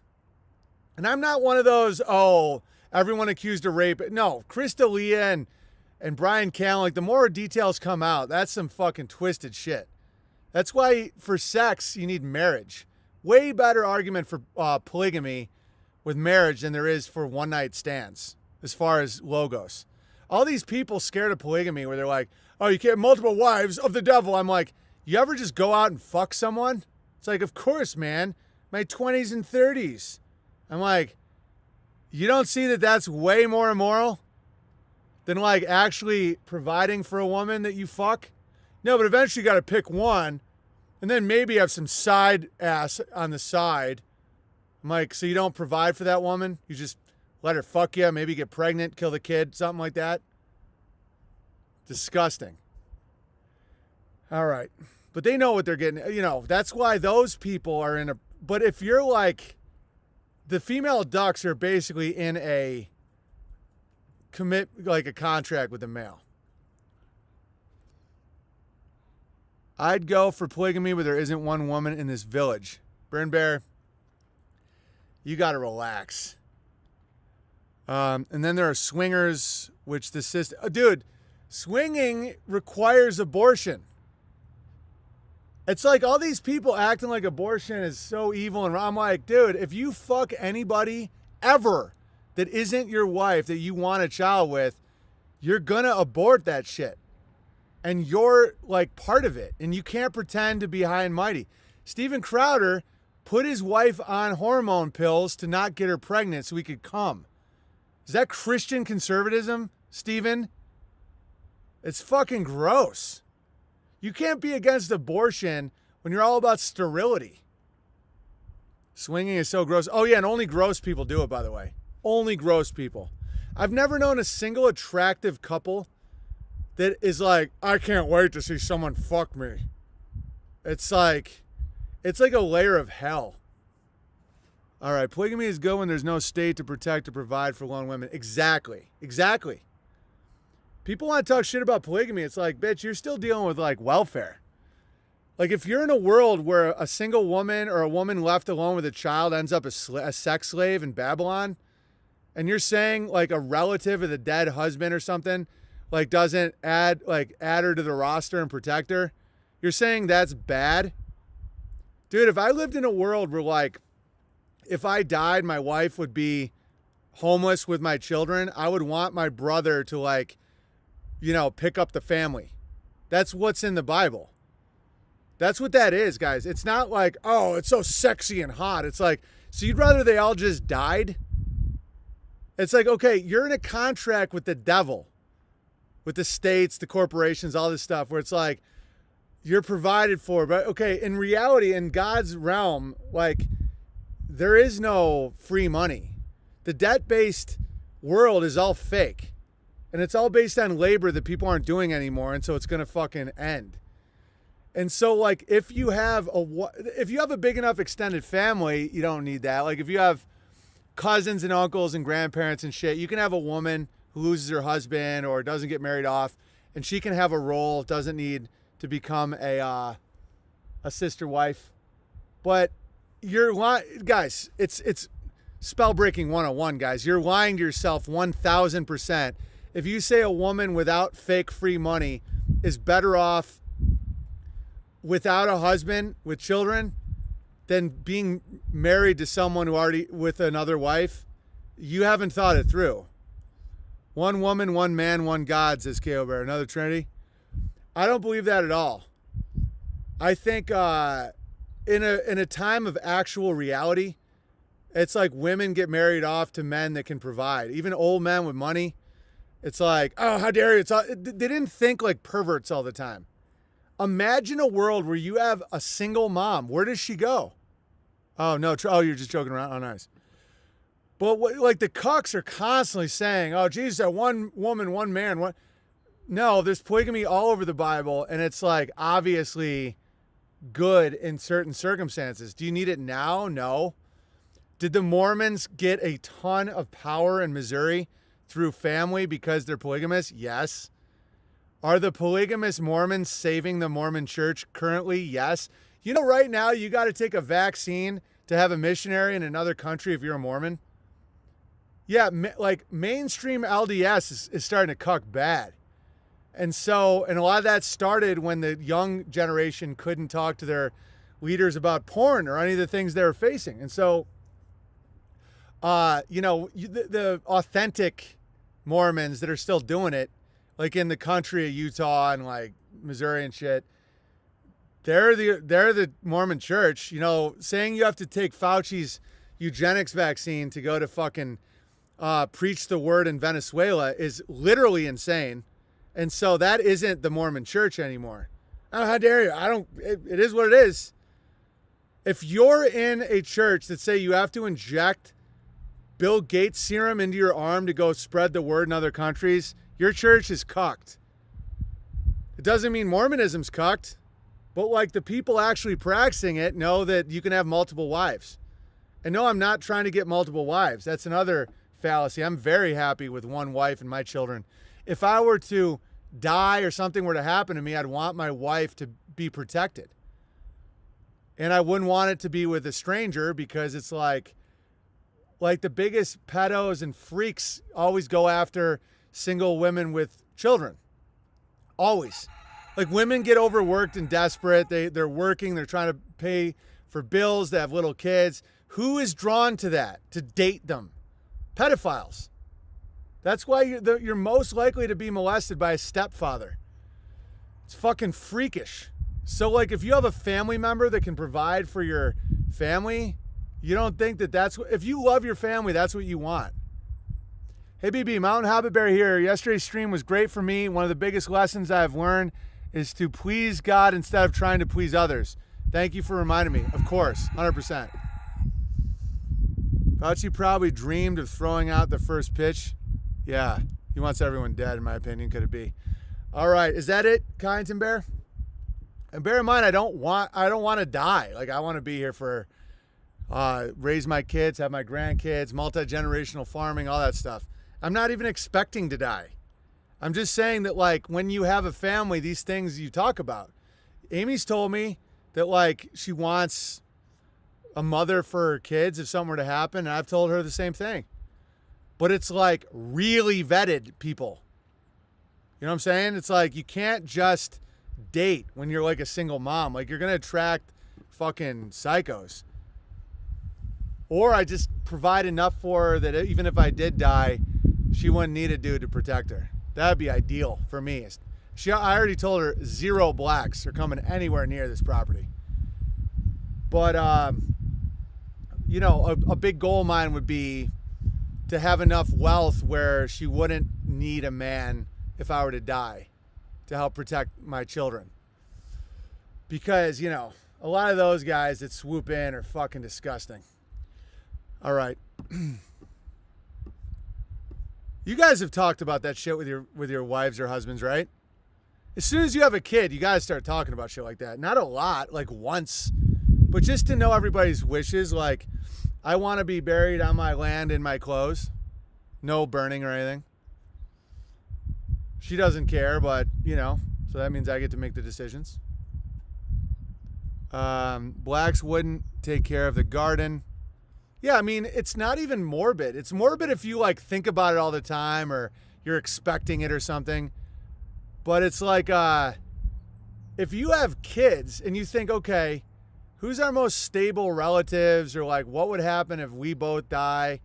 Or else you're, like, not responsible at all, in my opinion. I think it's responsible to get another spouse, 100%, unless it's me that dies and I provide enough wealth. Anyway, a real Christian man would not prey on widows or single moms. Yeah, there's almost no real Christian men in America. Have you looked around? They're obsessed with Jesus' blood and masturbating. It's like the label of Christian is not get through the gate material. Where it's like a real Christian. It's like, who? Show me these people. Nick Fuentes, Steven Crowder, the Trinity guys. Like what? Who? Which of these people are you like? Oh, we see eye to eye. You got to know people. All right, bury me in the field under the tree where my dad, my horse, and my dog are. Oh, that's beautiful. That's awesome. It used to be the brother's job to marry the dead brother's wife. Yes, and that was about providing. It's not about fucking. Ideally, no one ever touches Amy after I'm dead. But providing for. You know what I'm saying? That's what marriage used to be about. And then if like the woman wanted children, you provide, the launch. But it's not about it's like our culture is so fucking perverted. It'd be the equivalent of me growing carrots and someone being like, oh, so you can stick them in your ass? That's disgusting. It's like, no. I think your family would be taken care of by the community you're building. I agree. Amy feels very safe with the community we've built. She loves it. Women love marrying warlord adjacents. I think you read that one. Yeah, COD is spiraling. Oh, here's I've read it 3 times, Kyneton. Any final ones? I don't want to miss any, and I'm enjoying this conversation. Didn't Hunter Biden marry his dead brother's wife? Yeah, which is an honorable move in my opinion. I don't think he's honorable. I don't think he did it for honorable reasons. I think he just swooped in and banged on crack. But I think if your brother dies and he had children, you're supposed to provide for that woman. I mean, right? I mean, obviously. I don't see, it's like, oh, this was in a world without fiat money. Don't get me wrong. The best move now would be like just sending money or something. But then she might end up with a black guy. I don't know. That's when you got to talk to your brother about that. It's like, do you want her to still be married to somebody that has our blood? Or do I just give her money from a distance and then just hope and pray that a black guy doesn't swoop in? I know my dad would never take another wife. He loves my mom too much. Yeah, I would never take another wife. It's like, I battle idolizing Amy. And I know every fucking guy that loves his wife has battled it, or else you're not being honest with yourself. Where you just like love them and you're like, I don't idolize Amy, by the way. That's why one of the reasons she respects me. But you have these feelings of like, what would I do without her? Like she's it for me. Like that's it. That's the only one possible. I'm completely like that with Amy. Like it's unimaginable to not be with her, to be, to be in a world without her, to be in a world where like I needed more. But if you have little kids, it's not about you anymore. It's like, you have a bunch of little kids. It's like, I love my wife so much that now you're just not going to have a mom. Or the same with like dads. It's like, oh, I love Owen so much. You're not going to have a male influence. That's fucking, I wouldn't want that for my kids. I want my kids to always have a masculine influence. But it's fucking tricky. It's a tricky thing to think about, but it's something to think about. I'm remanded by God to look after my nephew should anything happen to my brother. Yeah, but what about his wife? You just tell her to go on Tinder or some shit? Like, you know what I'm saying? Because marriages aren't about sex. It's not like, oh, I'm going to bang her. That's what Hunter Biden was probably doing. That's what not watching porn does for you. You respect your woman. Yeah, exactly. Yeah, I don't think sexually. I mean, don't get me wrong. I can joke about it. I'm sexual. I can get it going. But that's just not how my mind works anymore. It used to. But if you get out of that degenerate fallen state, you just don't think that way. You just never think like, oh, there are going to be girls there. Or like, does this girl want me? And it's so good to just get rid of that. It's such dead weight on your mind. Caring for widows and orphans is commanded in the Bible. Right, it is. I would be totally honored if my brother took my 3 wives. Hilarious, WSB. For being such a retard, you say funny stuff sometimes. All right, that's it for me today. Unauthorized.tv, entropystream.live/app/Owen Benjamin Comedy. If you found this interesting and valuable, P.O. Box 490, Sandpoint, Idaho, 83864. You can send some gravel for my babble in the post office, which is still unmonitored by the grabbler. They've reversed everything. Like the government is a protective force, not the other way around. The corporations and principalities are what is trying to usurp your constitutional protections, not the other way around, even though I think George Washington might have been a chick. Beartaria.io. If you donated and want to get your info and get it going. Beartaria Times app, unbearablesmedia.com, and of course, as always, be fruitful and multiply. Don't be fruitful.